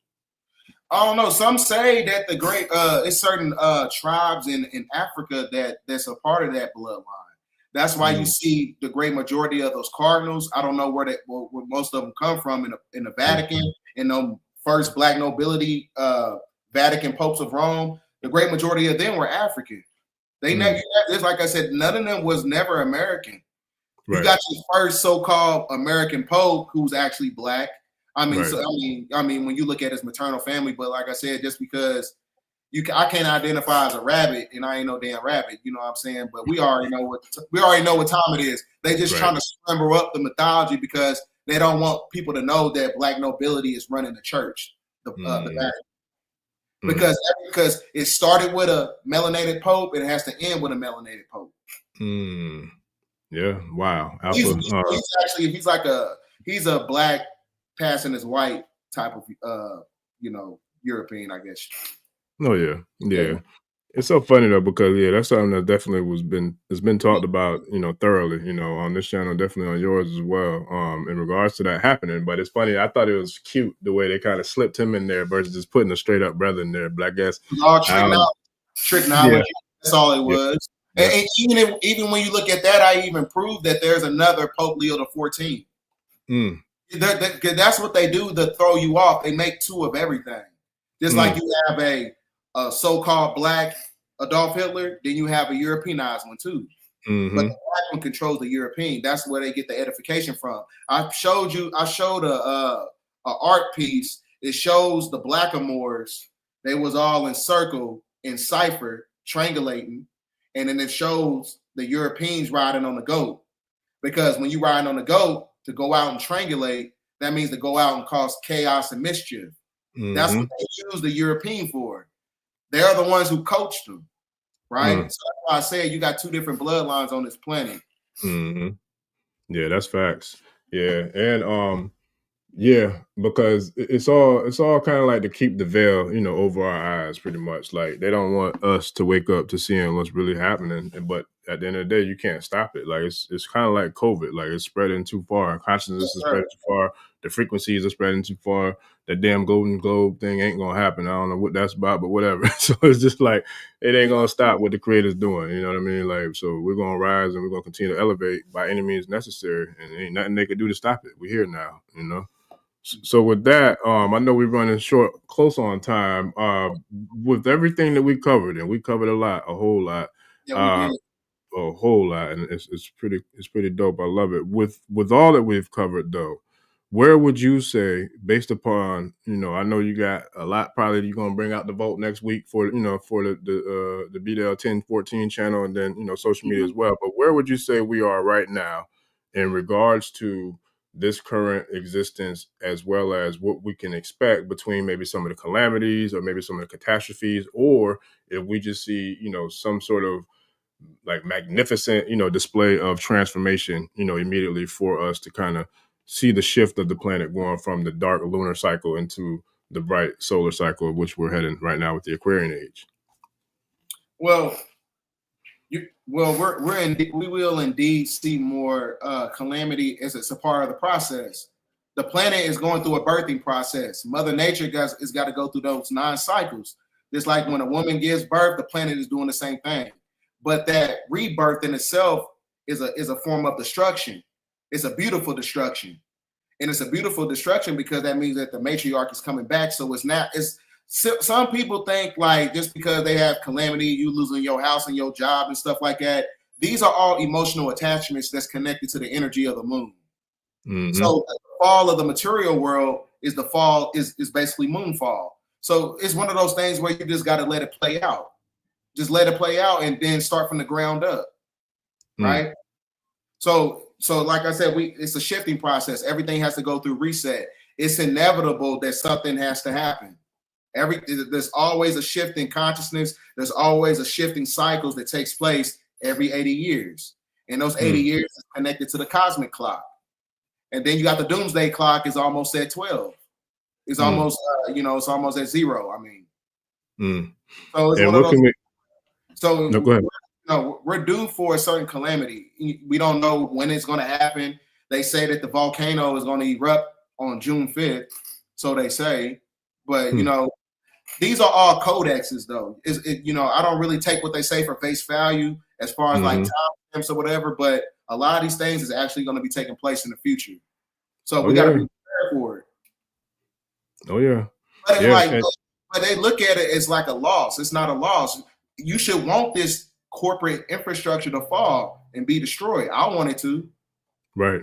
You know what I'm saying? Because I understand the big picture of it. You know what I'm saying? Give a damn about, my house and my car got flooded, but you see what's going on. The restoration process has to happen by way of the activation of nature.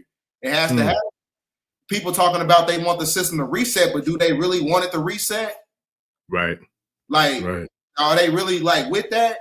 They care about losing their house, their cars, and all this other stuff, and sinkholes and all that. They talking about a raise in consciousness. That's what happened. Like, the more we raise up in consciousness, the more the more the planet is going to vibrate in frequency. Oh yeah. So that means that the more that we get this knowledge, the more that we're going to create these calamities. But like I said, it can, it's a dualistic paradox we living in too. We don't know if it's being engineered by them or if it's being engineered by our consciousness that's connected to nature. A thing to look at.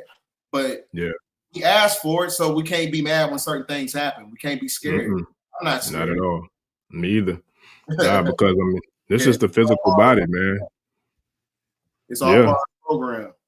Yeah. It's funny because I share with people, like, when it comes to this thing called life, I look at it like, if you look at this current and present existence, I look at it like, when we come into this physical body, this meat suit, whatever you want to call it, this, temporary tomb, whatever you want to call it, it's only for just that, a temporary, amount of time. It's like when you get a rental car. When you get that rental car, you pull off the lot. Yeah, you stunting with it during that time that you got under that agreement, but you got to return that thing at some point in time. Like that's the same thing as this body.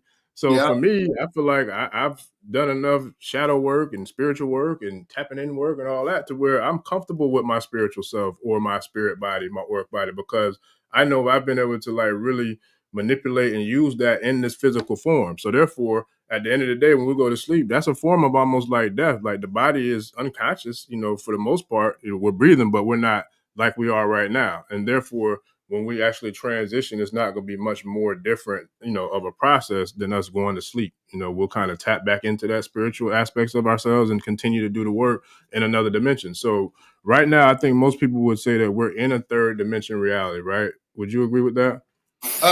We're in the third dimension, but we're breaking out of it. So where do we go next? Do we go to the fourth or do we go to the fifth? We're in the fourth right now. So the reason I said we're in the fourth because we're breaking out of the Demiurge, because the Demiurge is comprised of the fourth dimension and the lower third dimension. So once you get out of the fourth dimension, that's when you get to the apex of the galactic center that ties you right back into the true spiritual sun, Polaris. Yeah, that's deep. Now, our actual sun that we have now, which is throwing the solar flares, there's also like black holes, or there's like holes in that sun to where I've seen where there are like portals or gateways to where there are crafts and beings coming in and out of our actual sun, right? Is that correct?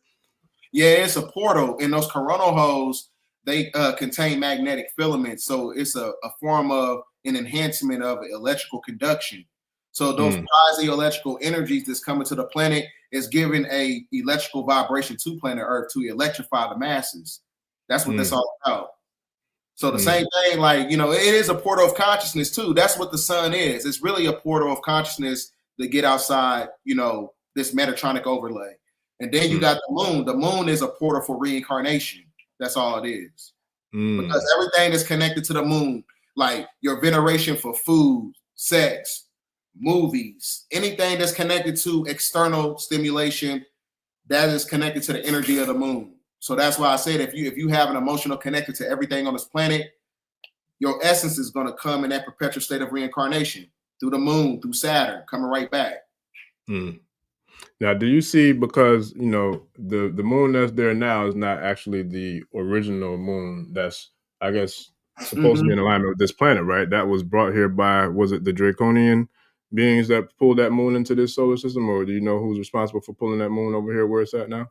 I call them archons, and archons are known as draconians. So in Japanese folklore, they say that the dragon towed the moon into our solar system. And then even when you get into Zulu mythology, talking about Credo Mutwa, he said that there was no moon in our solar system at one point in time. And it wasn't no sun either. It was gray skies. That was, that's according to their mythology. He also talks about the Chitahari, the draconian reptilian, bringing the moon into our solar system, because the moon is a form of control humans on a planet by way of energy, frequency, and vibration. And once they cultivate that vibration, they can control you by way of your mindset that's connected to the simulation. That's deep, because that goes back to, like, for those who are on the call, and I know some tribe members who either are on the call or that know somebody who works in the medical field, that would then speak to why you see there's a spike in, like, violence or aggression and all these different types of energies in the emergency rooms or in hospitals during full moons. Does that have, like, an effect of what we're talking about now? How significant is the influence of the moon over people's behavior and energies? Well, the moon is an artificial celestial megastructure that is creating the silver cord that controls the parasites. So when you see the enhancement in the moon at full spectrum, when it's at full moon spectrum, what happens is it activates those parasites. So this is where you get a lot of calamity, a lot of, murders and all this stuff, or whatever, hospitals, police activity, crime activity going on. You're talking about the enhancement of parasites, because parasites, they replicate themselves on an infinite level based on the energy of the moon, because it creates an energy of chaos. So see, the parasites is really talking about the extraterrestrial invasion, because the archons, they created the parasite that's connected to the simulation to control the humans on planet Earth. That's how they control you, with the parasites. It's kind of like a tracking system, right? That's what a parasite is. It's a tracking system to control humans on the planet, to carry out certain agendas that's connected to the binary code system of the simulation. So that's why when you get into gematria, everything operates on a numerical cycle that's connected to the binary code system, that's connected to the energy of the moon. Because when you look at the zeros and ones of, binary code or whatever, the 0 represents dark matter energy and the 1 represents a photon. And when you amalgamate both of them together, that creates physical reality. And the physical reality is being controlled by archons who created parasites within the genetically modified foods. And you got parasites in everything on this planet. So everything is infiltrated to control humans to carry out certain agendas. That's all it is. And shout out to D. Ross. They said that's why you're supposed to do a parasite cleanse starting 2 days before the full moon. Yeah, that's deep. Everything is connected. So that's why I say, like, because you also got psychotronic nanotechnology in the food, and it's in the water. It's like you can barely even see it. It's like and you ever heard of a plank? Yeah. A plank is like the smallest unit in the universe. It's like it's a microcosmic aspect of a subatomic particle. Is it smaller than a neutrino? Because I know neutrinos are very small too. Yeah, neutrinos is what you see when you sneeze. When you sneeze and you see those particles, neutrinos. Got you. Okay. Yeah, because that was small. Because when you sneeze, your heart stops. That's the closest thing you get to death. So you're really in it when you sneeze, a real hard sneeze, you're really in the in between. Wow, never knew that. You learn something new every day. That's deep. Okay, excuse me. We got a lot of comments in the chat, but I know how much longer you got, bro? Because that'll let me know how many more. My son, he in there playing, so I can. Okay. Okay. All right, that's what's up. So now with that, man, I'm trying to figure out where I'm gonna go. Let me get a couple of the tribes questions real quick before I go into mine. So Here's one right here. Shout out to Nkosi. He says, how do you cleanse yourself to get rid of these parasites? Somebody say you can do like a duck flower. I don't know. I've never taken that. You know, they said it's really good for, you know, to cleanse the gut and, you know, things of that nature. It's going to make you throw up. And I don't know. I'm not going to recommend that to anybody or whatever, but it's all on you if you want to do that. Or you can do like chlorophyll, magnesium supplements and stuff like that. You can go to Dr. Yaki's. He got a lot of supplements that can help you with cleansing the body or whatever. But like anything that contains like a metal extraction, because parasites, they have the ability to hide themselves in the metals in your body. So you want to do a metal cleanse. Oh, hold on. I saw one, but it moved. They're going so fast. This is one, Nkosi. You're welcome, brother. I definitely see about here goes some more too. I'll add those to the screen as well. But in regards to the let me see, what did we not hit? Because there's a couple of different things I wanted to hit. I didn't know if we was gonna have time for, so let me check out my notes. But when it comes to like extraterrestrial visitations, right? I had one I did last Saturday about that, and I shared the Gulf Breeze craft that landed in like 1987 in Gulf Breeze, Florida. And then like what was nuts about it, the very next day, I'm not sure who runs the 9 Ether channel on Instagram, but that's a dope page that I follow too. But they shared the very next day, they shared the video footage of the photographer who caught the picture of that craft. And I'm like, yo, this is nuts, because I had never seen the video footage of the craft, but I always seen the picture like from Dr. York's books or just online, what have you. And so when I saw the video, I'm like, yo, that's dope. Like the timing of it was crazy, being that I just did a live the night before and then I seen that the next day. I'm like, I don't feel like that's a coincidence. But I personally seen a lot of different crafts coming in and out of the atmosphere, and I was able to record, I think 2 of them I have on video, and then I've got some pictures of a few more. Have you ever personally had any experiences with any extraterrestrial crafts, or have you ever seen any crafts, you know, in real time before? No, I've had just supernatural experiences, but I've never had a experience with a craft. But there's this thing called the vector codes. Vector codes, they can give you 9th dimensional knowledge to where you're able to control crafts with your brain capacity. That goes into ancient Taoism, and I ain't talked about that yet, but I don't want to, I got you. Yeah, we can save it. Listen, because I do know that Dr. Stephen Greer, I believe is his name. He has this thing where they do the I forgot what they call it, but like he gets a group of people together, like on a beach or somewhere out in nature, and they all get together and they kind of like meditate together to try to kind of invoke or try to connect or communicate with extraterrestrial crafts. And they have, I think they showed a few where they did kind of have some contact or what have you.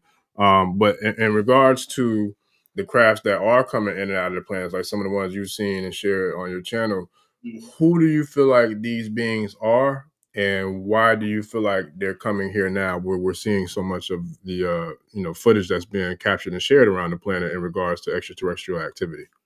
See, the great majority of them actually come from the ocean. There's a book that you got to read. Well, I'm pretty sure you already read it before. This is kind of like Conspiracy 101, Behold a Pale Horse. Yeah. The naval intelligence officer, he said that he's seen spacecrafts coming from the ocean. He said he never seen them coming from the sky. And then there's a woman who lived in Southern Illinois, a black woman in the 1920s. She's seen a spaceship come from her lake. So they have the ability to travel, but the great majority of them that's controlling those crafts or whatever are grays. And the reason that they're grays is because grays don't have a certain genetic format to replicate themselves on an infinite level when you're talking about being able to procreate, because they don't have any type of biological functions. They don't have, they can't reproduce. So they come to the planet to abduct people. So this goes into the Majestic 12. The Majestic 12 is basically amalgamated with, insectoids, draconians, and the Zeta Reticula grays. And they use everything in it's like a harvesting planet. That's what the Demiurge is all about. The Demiurge is really coming to the planet to suck up microscopic waves of energy to control humans and basically put them in a state of trafficking and things of that nature. That's why, how do 800,000 kids come up missing every year, on time, every time? That's because it's being done at the highest level of government. and those governments is in connection with these extraterrestrial entities for trafficking. That's why this is all Canaanite worship. What you had to do in order to get, you know, riches and stuff in the Canaanite culture, you had to sacrifice somebody to the god of Moloch, right? And the god of Moloch is Baal, and Baal is Enlil, who is Yodabal, the same person. Yeah, you see, it all ties all the way back together, bro. Yeah, listen. It do. And listen, well, I'm gonna get his brother. I'm gonna ask his brother his question because he sent love, saying, you know, shout out to DJ, always supporting Brother Bdell, Illuminati. I'm on to you. Question is, young Pharaoh, Rashad, Jamal down for COINTELPRO in your opinion? I know these forces always working against the chosen. What's your take? Salute to them two brothers. You know what I'm saying? They, you know, they're going through, you know, detrimental situations or whatever. I spoke to young Pharaoh probably, you know, maybe about 3 months ago. And he's trying to revitalize his situation. I don't know what he got going on now. And, you know, as far as, you know, when it comes to young Pharaoh, I can say probably, I would say more than likely, because not only was he propagating, you know, high frequency knowledge, but at the same time, he was propagating a form of masculinity. He was a real rebel. So I think, you know, a lot of times the infiltration, you know, process takes place when you start, you know, connecting yourself to, you know, politics and stuff. So once you start rubbing shoulders with those people, a lot of times, you know, that's when you see people take a downfall.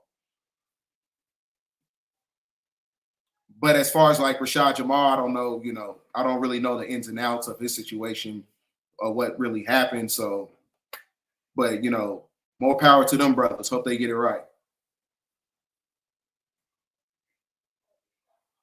Yeah, I've been hearing a lot of different stuff. I really don't get too deep into, you know, too much that has to do with other people, only because, you know, you and I spoke about it off air before. But and so when it comes to the rise of consciousness and it comes to where we are right now, yeah, I wasn't gonna go here, but I did see some people bring it up. I saw some people bring it up in the comments, man.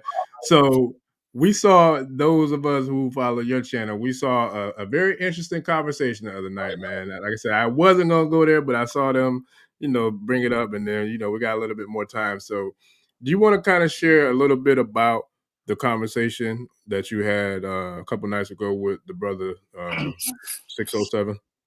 Well, we had a conversation when we was going to tackle, you know, the metaphysical principles about the Demiurge, but, you know, it's one of those things where when you're operating from a high vibrational frequency, a lot of times your energy is going to disrupt other people's energy.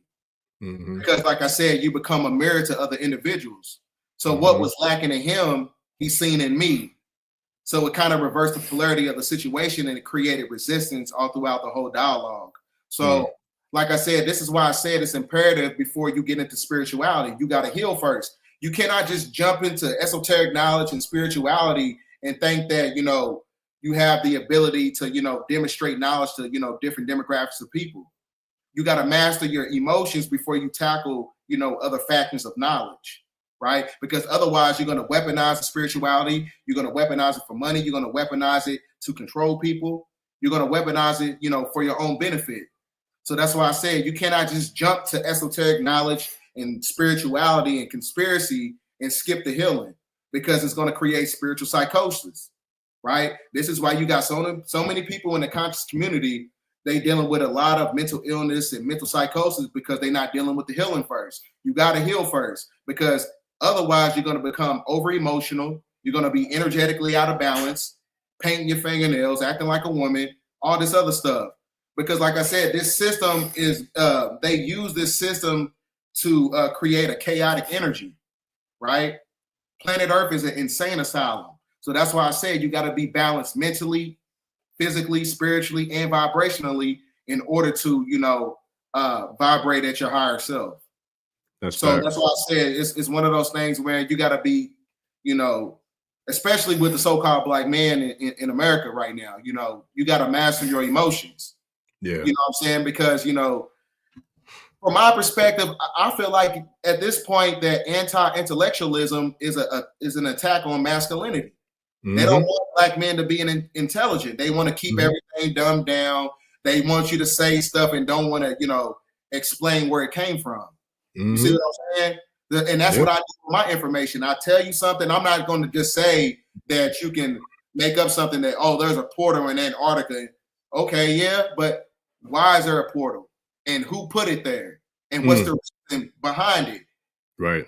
So that's what I get into. You can't just tell people stuff nowadays. Everything has to be demonstrated. Everything has to be, you know, based on factual evidence, because you just get on these cameras and you just start saying stuff, you know, and then all these people believing you leading these people, you know, astray from the real knowledge. Yeah. People, you got to understand what these words mean. You got to use, you know, certain linguistics and certain words that, you know, to get the edification across. Right. You know, so that's what it's all about, man.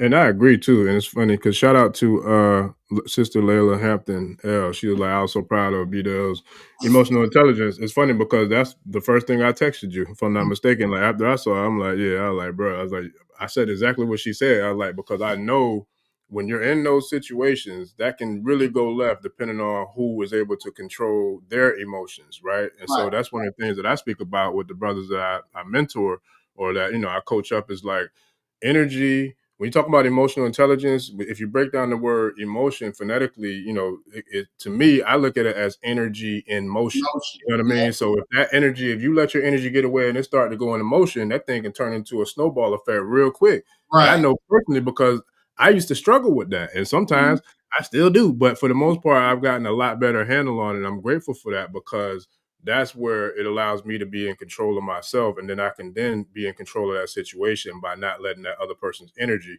take control over me. And one of the things I do my best to teach, especially the young kings, is like, nobody can take your power from you. Right. You can give your power away, but nobody, I don't care how powerful they are, they don't have the power to take your power from you. Because then, you know, that's them taking your ashe, or they taking, you know, your energy, or taking, you know, whatever you are as regards to your spiritual or physical makeup. You can't let anyone take that from you. You can only give it to them. And so when in that situation, I was proud of bro too, because he sat there and held it down and didn't fold into that same, you know, little energy tantrum or rant. You know what I mean? So it was a dope display of emotional intelligence, because we have to see a lot more of that, because unfortunately our youth are being led by that kind of energy, the energy that you're talking about. So, and like I said, in over emotionalism, like in ourselves, you know, that's, you know, a form of emasculation. You know what I'm saying? Acting impulsive. You got to be in control of your emotions as a man. If you want people to trust your information, you're going to just say anything that come out your head, whatever feels good or whatever, you know, the situation at the time. You have to master yourself. You got to think before you speak, right? But like I said, that's why within the show, if you pay attention, it showed he went through a trauma stage, because it reminded him of who he actually was when he was a child. So, you know, he was connected to that trauma to where he wasn't able to articulate himself. And when he heard me speak, he was kind of like, well, this is like a wound, because this is where I want to be in life. And as far as like on a knowledgeable level, that's where I want to be, but I don't have the ability to demonstrate that. So my only rebuttal for that is to hate that. You know what I'm saying? People go hate anything that they can't become. You know what I'm saying? So but like I said, it wasn't his destiny. That wasn't his, you know, his autonomy to have access to those key codes and that information. Because like I said, in order to get to that level, you got to heal first. Yeah. You got to heal. That's when you unlock certain parts of yourself, other gateways. Yes, and he's talking about the Demiurge. The Demiurge is the ego. He's the ego. His ego couldn't get past of me, you know, talking above his level. Right? Yeah. So, you know, so we got to master, you know what I'm saying? Like you master your emotions. That's what it's all about. Master your emotions. Or the Demiurge is going to control you. Yeah. And I want to jump on this one. Shout out to Aaron Ishola. That's facts, because he or she says, because there's even fake and wicked Babalawos that need that too. And that's real, unfortunately. But, you know, I say this is like in every demographic, every environment, every, you know, situation, you're always going to have people who doing the right work and the wrong work. You're going to have people who does the light work and the dark work. Like, it's just, that's the sides of the polarity. So I'm not going to sit here and say all cops are bad, even though the climate does show otherwise, I know for a fact off of my experiences, there's been times when some cops looked out for me, you know what I'm saying, based upon the situation, you know what I mean? But there's been times when someone was some assholes that roughed me up too for no reason that I ain't even gonna say what I wanted to do. So it's like, you know, so that's the thing about the reality of where we're living. Like, there is phenomenal Babalawos and Yanifas out there, but unfortunately, there's some who's not doing good business. So I share that to say that we have to be very conscientious and cognizant of our past and who we're allowing to steer the ship, the boat, the plane, the car within our path and our journey. You have to really be able to tap into your inner godness, your child of godness, your inner self, your higher self, you know, all those things that we feel intuitively, spiritually. Like, you got to really be able to tap in and like bring that to the forefront. So you're letting your intuition guide you to whoever is the right person for you versus going for whoever's in front of you and you just going for whatever is there and available. You know, be patient and then let it happen and unfold in divine time, because that's the one thing I've seen in my own path is that you're going to have people that's going to fall off, bless you, throughout your journey. You're going to have people that's going to come across who's going to cross your path. Like, we didn't even know each other a week yet and we made it happen. You know what I'm saying? Like, this happened. And it's like, it's dope because I see the alignment. There was somebody in the comments after I don't know what episode, but they're like, yo, you should have Brother Bdell on there. I'm like, yo, if you know how to connect us, like, let me know. It'll be dope. And just as the universe will have it, a few days later, it happened. So it's like, that's the same thing with our spiritual journeys too. So I get what you're saying, but, you know, you just got to be conscientious of who and what you're dealing with and do your research, you know, and check out, you know, who it is that you're working with so you don't get stuck by one of the ones who's not doing good business. Right. Yeah, that's deep. And then also with the shout out to Jupiter's Light, what she's saying is real too. I just had a conversation about this recently because one of the things I've seen in the Ifa or Orisha spiritual tradition is like people who get initiated. I've been a part of a lot of different ones in regards to working for, you know, the team to put that together. And one of the things that I've seen now, I think 4.5 years in my journey, is that we do need to heal first. The way I kind of work with the people who I'm a spiritual advisor or counselor, or whatever you want to call it, therapist, whatever you want to call it, whatever that role is, I always share people like, work on you, work on your journey, initiate yourself every day into your faith and your personal priesthood, because we all should be doing that regardless of what spiritual tradition that we follow, regardless of what we call the creator or whatever that is. We all should still be working towards elevating or getting better every single day, regardless of, what that's about in regards to your spiritual journey. But at the same time, like, the healing is the most significant part, because if you go through these ceremonies and these rituals into what we call a quote unquote initiation to some sort of priesthood, you're going to bring in a lot of elevated energy, and the energy is going to elevate on both sides, on the positive side and the light side, and on the dark side, because every time you elevate, what they say, new levels, new devils. That doesn't change in spirituality. It happens in all forms of life. When you got to where you are with your channel, I know you got a new plethora of trolls and haters and, people who throwing shade. That's part of the process. The children there's a video. There's like, I got probably about like over 1,000 fake Facebook accounts, and people think it's me, and I'm messaging them to get money and stuff like that. Like, y'all know I don't talk like that. Like, it just sometimes, spiritual discernment, you just gotta, use common sense, bro. Yeah. You know what I'm saying? Yeah. I got my hands full. I don't have time to pay attention to other people and try to get money off them or scam them or whatever. And bro, I'm a full-time dad, and I got my girl, and I got my own stuff I got to deal with as far as like trying to write my book. I ain't got time to be worried about other people. I know that's I have no time. All my time is putting all my time back into myself. Facts. Big facts. So. Yeah, that's deep. Now, before we get ready to go, a couple more. Let me see if there's any more questions in here. Balance. I'm glad somebody mentioned that about balance. It's not, I don't know if they put a question before, but I'm gonna bring it up. When you talked about balance, you were saying about how in order for us to kind of elevate as a person, we got to have that balance of masculine and feminine principle. Can you kind of share like what some of those regards are? Because I know when it comes to like studying and wisdom and knowledge, this and that, like they say people who know how to use both sides of their brains are usually further when it comes to like intelligence, because you're able to activate both the left and the right hemispheres, of the brain. Can you kind of share how the balance of that comes into elevation, the elevation of the consciousness or leveling up, as what we talk about. All right, being able to balance, you have to compartmentalize certain energies. So like I said, too much of anything is bad for you. So like I said, if you work out more than you read, you're still out of shape. So you got to balance those energies out, balance out the physical and the spiritual. That's what makes you a master. 360 degrees of the physical, 360 degrees of the spiritual. You combine them together, that's 720 degrees of knowledge. That's when you tap into the apex of Christ consciousness. It happens by way of balance, the balance of the left hemisphere of the brain and the right hemisphere of the brain, because it activates magnetites and dendrites that creates more neurons. And those neurons ties the brain together to where you become whole. You cannot be holy until you become a whole brain thinker. They understand that in the esoterics.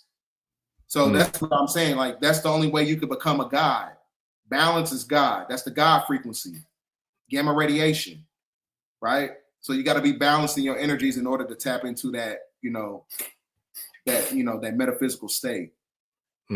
That's what's up. Yeah, I love it, man. So I know we definitely went in and we went hard, man. Anything you want to share with the people in regards to like what you got going on and what you got coming up in the very near future before we get out of here? Well, I got something going on with Yaki in Stone Mountain, Georgia, in Atlanta on June 28th.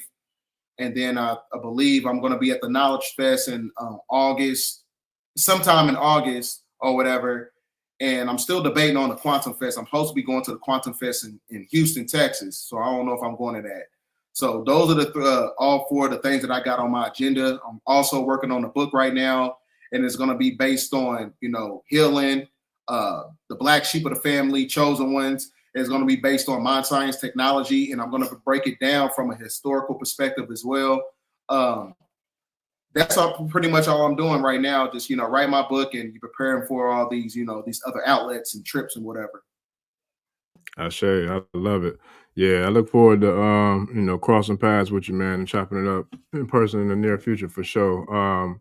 And also one of the other things that I love how you break down, and I'm not very familiar with it, but based off of what I've heard from you, the way you share and speak about it, to me, in my mind, I'm thinking it kind of ties into like the tools I use in regards to divination. But can you kind of speak about this thing called gematria and like how gematria is a way that you can kind of, get clarity or get insight on different things by breaking it down numerically?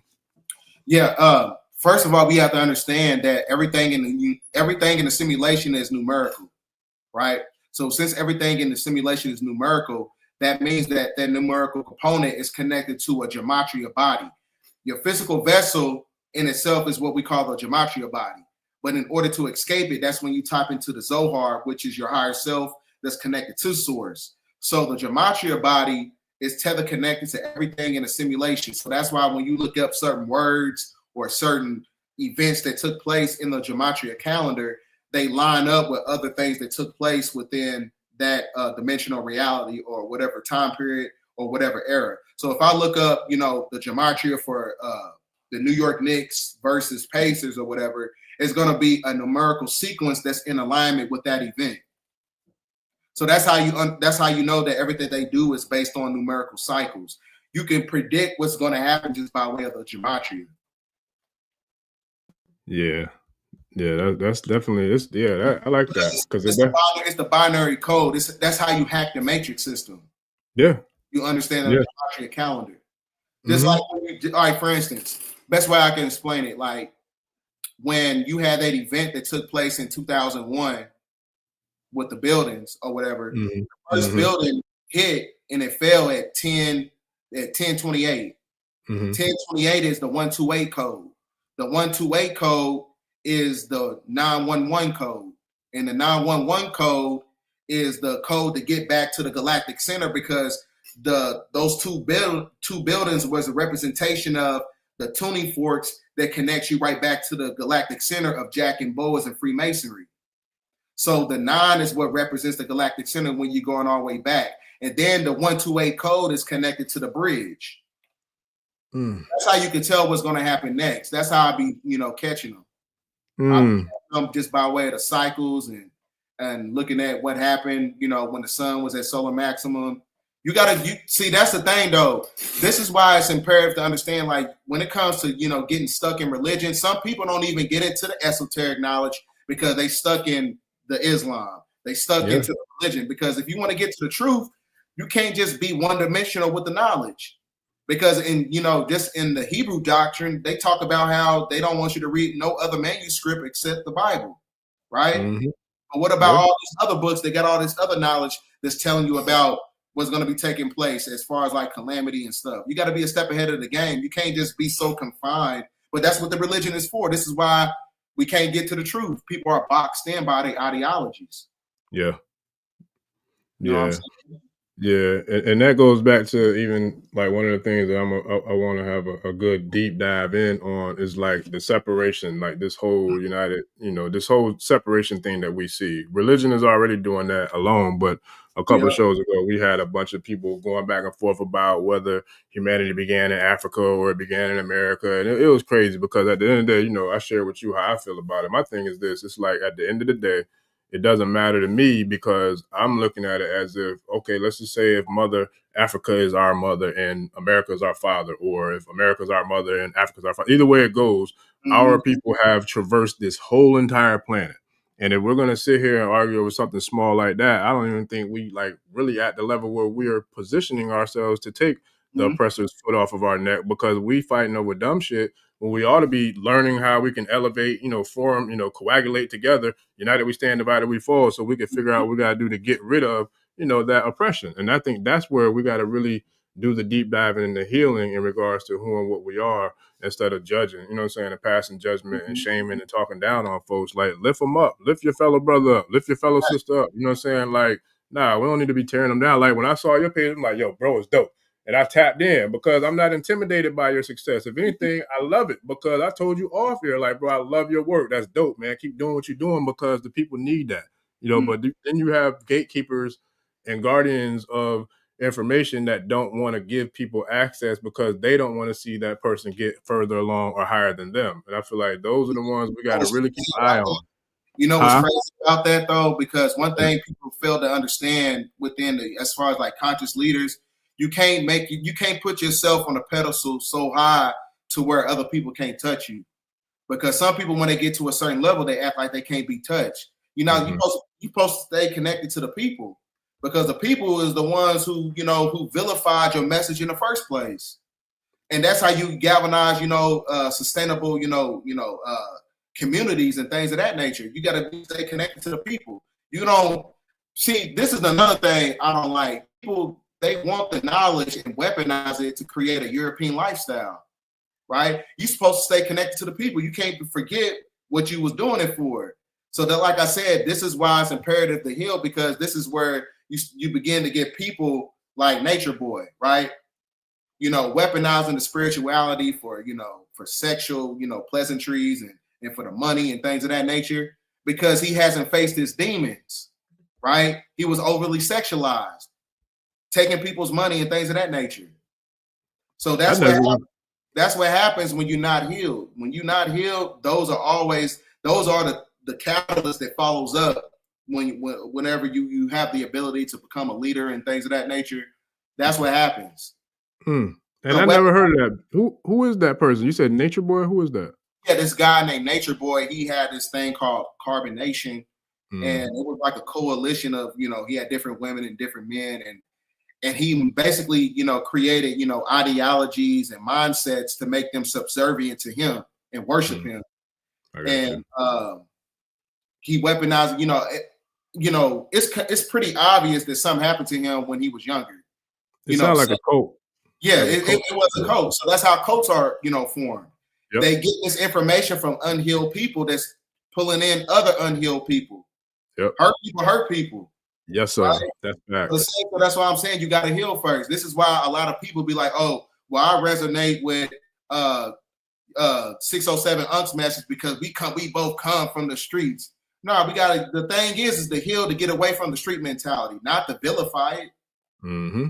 I don't care about what you're saying. If you're not healed, it's coming from a dark place. Yes. Yeah. Everything you're gonna do is dark. It's gonna come with an agenda. This is why you can dangle a bag of money in front of somebody's face and be like, hey, go push the Republican Party. Yep. Yep. Can't do And that that's with why me. those do it. And then I say, you can't do that with me because I come from a balanced household. I had my mom and my dad.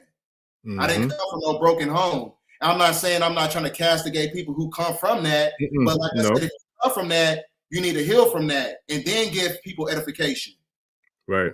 So that's why I say, like, it's no reason for me to weaponize the information because all my information is going to come from a genuine place. I'm not trying to get money from people and trying to, weaponize it, to get ladies and stuff like that. That's a bunch of BS. Oh yeah. Yeah. No, I agree. And I feel like it's the people who've been, what they say, you got to go through some things to get through some things. You know what I'm saying? Yeah. So like the people who've been through a lot, those usually make the best leaders. The ones who get healed, the ones who get refined, the ones who tap into inner self and who elevate themselves in their mind's eye. You know what I mean? Because they've been through so much. Talked about Malcolm. You remember you had the show with Malcolm X. Yeah. How do you think he was able to get to where he got to? He healed. Yes. Yeah, you know what I'm saying? When he became a spiritual leader, he wasn't into the hedonistic culture. He wasn't messing around with women. The FBI, when they looked at the file, they said he was the most righteous man they ever seen. Yeah. Right? He came from the streets, though. Yeah. You know what I'm saying? He came from the streets. He edified himself, got the knowledge. Then that's when he became a leader. See, the thing is, people, they get the knowledge, not healing, and then they end up in detrimental situations because they didn't heal. Right? So that, you know what I'm saying? Like, Malcolm X is the perfect example of, what we're talking about right now. Oh yeah. And that's why I always use him, especially when I'm talking to young people, because if there's nobody else that I personally relate to the way I relate to Malcolm, because his life path is very similar to my life path, almost identical in certain aspects. So it's like that connects with me. You know what I'm saying? Like that speaks to my spirit. And that's why I'm so much of a super fan of his. And like, that's why I look up to him. That's why he's my hero, because when I looked at as a little boy, when I first heard of who this guy Malcolm X was, I remember seeing him and I just was like, yo, in my little young mind, it was like, whoever this guy is, he's the truth. Like he is like the most brilliant photo or visual I've ever seen of what I would, if I could define a black man, I would define it as him. You know what I'm saying? Because that's just how he had that kind of influence over me, like a magnetic pull. You know what I mean? It's never changed. So now I get the opportunity to talk to young brothers. He's the first person I talk about because I can relate. You know what I mean? So it's like, so yeah, that's real, man. Like for I remember watching his movie when I was little, and I told my dad, I probably was about like in middle school. I said, when I first watched it, I was like, I want to be a Muslim. I said, why? I said, we just watch Malcolm X. I want to be like him. I want to be a Muslim. You know what I'm saying? But even though, my stepmother, she a Christian or whatever, but she didn't like the sound of that or whatever. But like I said, man, as far as like that goes, Malcolm X is the perfect example of leveling up. Yeah. You got to face your demons to level up. You got to go through the darkness to get to the light. The same story of Lazarus, right? You know what I'm saying? Even when you're looking at the story of Gehazi, he had everything, right? And then he weaponized everything that he had, and God took it away. But like I said, you got to go through the darkness to get to the light. Yeah. Oh, yeah. And shout out to Juicy's Planet. Yeah, she said it means a lot to not come from a broken home. It does. And I'm going to tell you another thing, too. I love when I see that. And I love, like, my friends who I know that grew up with both. You know what I mean? Because I feel like the majority of people that I personally know didn't have both of their actual parents in their life, from day one. And then you had people like myself who might have had one and then had a step parent. And you might have some who might have had one or, no other parent, or some that didn't have nothing or nobody. You know what I'm saying? So there's so many different layers to these dynamics. And a lot of that does play a role on your psyche and how you kind of show up in the world. Because if you haven't got past the traumas that's been bothering you or bullying you or affecting you since you were a child, then you're going to do nothing but grow and strengthen every aspect of who and what you are, even the negative aspects. So there in turn, where you see the projection of negative energy or the projection of toxic energy or the projection of men with feminine energy or vice versa with women with masculine energy, because the balance has not been set, because the healing has not been done.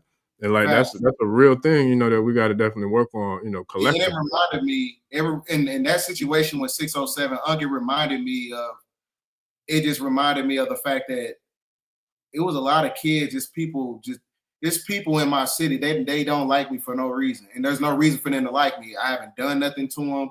I ain't said nothing to them. I stay to myself. I'm an introvert. So it's like I said, when you have a certain energy of authenticity, it's going to disrupt people's nervous system. You know what I'm saying? Where, like I said, it is going to manipulate them so much to the point they're energetically out of balance, so they have no other reason to attack you. They're going to attack you every time. Because, like I said, you become a mirror. You know what I'm saying? So, yeah, it's real. Even back in the day, like when I was like out there, you know, in that Detroit red part of my life, listen, like for real too, though. I promise on everything. Matter of fact, what's even more funny is I used to have books on the block, and I'm serious too. And the crazy part is they were Dr. York's books. I remember that. Like I used to literally have his books on the block on all nighters. We hustling, and I remember having the books with me because I've always been that guy who loved to read, who loved to study, who loved to learn. And I dealt with a lot of the same things you did, I'm sure, because even in school.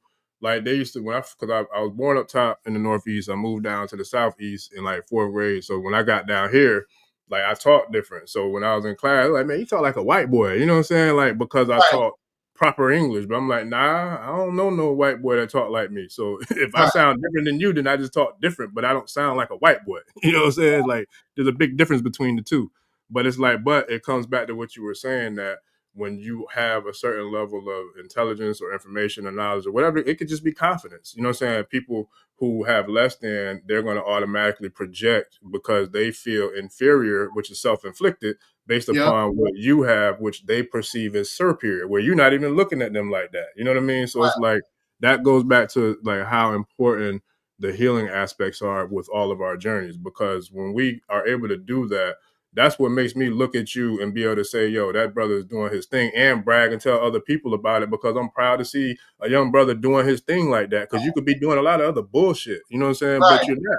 So I got to give credit to that. You know what I mean? But at the same time, I've experienced what you've experienced, where there's some elders who don't want to see me do my thing because I'm not doing it the way that they want me to do it or how they did it. So it's like we're always kind of in that state of evolution, to where we still got to kind of be in the state of being in the ring to kind of to fight off the BS, but also to continue to manifest the things that are good, you know, that we came to the world to bring forth.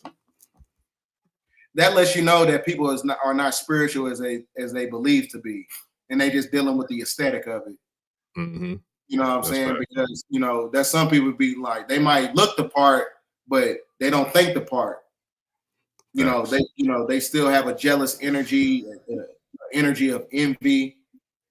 But, you know, it's like I said, you got to, you know, cultivate the balance in order, you know, to get to the next level. And you know, and it's a manifestation blocker as well. The more that you have jealousy, envy, or anything that, you know, to shackle somebody else's evolution, it's a manifestation blocker. Yes, sir. No, I agree. Yeah, man. So there's a lot of them coming in, but I'm gonna go ahead and give you the opportunity if there's anything that you want to share with the tribe before we get out of here. Because listen, I was telling somebody on here a few weeks ago, they were like, how much longer can you go? Like, man, I can go as long as I like. Nah, don't say that, because they'll go all night. Look, don't say that, bro, because look, you don't know this tribe, boy. They'll keep on coming and we'll keep on going. So, you know what I'm saying? But yeah, I definitely appreciate it, man. And the tribe showing a ton of love, man. Everybody showing love and appreciation for, you know, the work that you do, and, you know, coming through, man, and spending the time tonight, you know, chopping it up and dropping jewels, man. I knew it was gonna be dope. I look forward to checking it out myself again. I can't wait, because it's a lot that has been shared, man. And so for that, did you want to share anything with the family before we get out of here? Well, like I said, I got books and stuff coming up, and I'm going to, Atlanta June 28th. I got other stuff, working with other individuals, all that stuff coming up. So just be on the lookout for that. So June 28th, Stone Mountain, Georgia, in Atlanta. I should. No, I appreciate it, bro. So peace, family. We definitely appreciate all of y'all for coming through. We appreciate the love, support. We definitely appreciate all the new subscribers, all the people who came through from Brother Bdell's channel, man, to show love and support, you know, for him coming through in these Ashe streets. You know, I definitely appreciate the love and support. Shout out to Zenzmai. I agree with you 1,000,000%. It definitely was. I knew it would be. Yeah, man, I look forward to doing it again. You know, definitely when our schedules can align, I definitely look forward to appreciate you bringing it up, man. I appreciate you bringing me on here, because you brought a lot of legends on here. So, you know, from Dr. Kava and, you know, Rod Hayes and I forgot his face. I forgot his, but yeah, Professor James Smalls. You know what I'm saying? You got a lot of legends on your channel, so I appreciate you bringing me on here, you know, giving, you know, a young brother a chance to come on here to dish out you know, and demonstrate the knowledge. So I appreciate you. Absolutely, man. Listen, it's an honor and a pleasure, bro. And like I said, for me, I appreciate knowledge and information no matter where I get it from. You know what I mean? I don't care if it's a child in preschool or, you know, a brother who's in his 20s or a young brother like who's in, you know, your age range, whatever. Because at the end of the day, like you said, if you remove the ego, it shouldn't matter who you're learning from. If I can get value from somebody, I'm taking it. I don't care where it comes from because I know that's going to add to my tool belt. It's going to add to, you know what I'm saying, what I could work with in regards to my journey to get better, do better. So it's like, that's where I really feel like there's so much more work to do when we talk about this healing thing, you know, and especially like the emotional intelligence and the trauma. Like we have to address these negativities. I look at it like a cavity in a tooth, right? If you get a cavity in a tooth, it might not bother you every day, all day, but it's going to time to time show up and turn up on you, right? So if you don't go and get that thing checked out and get a filling or get a, you know what I'm saying, get a crown or get it removed or whatever, or a bridge, it's going to come back and it's going to bite you in the ass. It's going to tear you up at some point in time. So I look at trauma the same exact way. Like we can't walk around with cavities because it's going to continue to decay. So we have to figure out how to face it, how to address it, how to look at it in the mirror and start chipping away at, you know, healing from it and like getting through it. Because without doing that, we're going to constantly be in that hamster wheel of negativity, you know, living in a toxic, you know, internal environment, let alone external environment, you know. Yeah, it keeps you stuck in a 1260 time loop. It's going to keep you stuck. That's why you got people that loop in cycles because of the trauma. Like it's always a roller coaster. There's no evolution for that individual. So that means like you ever notice some people, they have a point they doing real good, then they fall off and come right back. It's a cycle. They stuck in a time loop of trauma. Yeah, that's facts. Man, this was a dope one, man. I definitely appreciate you, bro. So family, we give thanks for the love, support, you know, everybody who came through. We had almost 700-800 people in here tonight, you know, showing love on the live. So I definitely give thanks to all of y'all for coming through. Brother Bdell, I give thanks to you too, bro, for taking the time, man, coming in here, dropping these jewels. I knew it would be epic. So I look forward to making it happen again, man. I appreciate you, brother. Thank you so much. Sir. Yes, sir. All right, family. So please don't forget to hit the like, share, subscribe. If you've found value in this and, you know, it did something to you in a positive way where you found a light in it, you know, share it with somebody else who you think could benefit. And y'all check out Brother Bdell's page, Bdell1014 on YouTube. Once I get the show uploaded and all that, I'll throw the links into his socials as well as his channel. And yeah, we definitely look forward to doing it again, family. So we'll see y'all on the next episode. This is your host, Orisha Bami. This has been another live stream of the African Spirituality Experience. We appreciate the love and support, family. We'll see y'all on the next episode. We out. Peace. Peace. Jabo. Ẹni tó gbàgbé ilé sàpò ìyàgbọ́ tẹ́ǹtì ẹni takísà ní tàtàn ò bá padà sílé anítìjàkọ ẹja lọ pé eégún mo ṣe ní gbẹ́rẹ́ ìpàkọ́. Forsake not your ancestors and praise your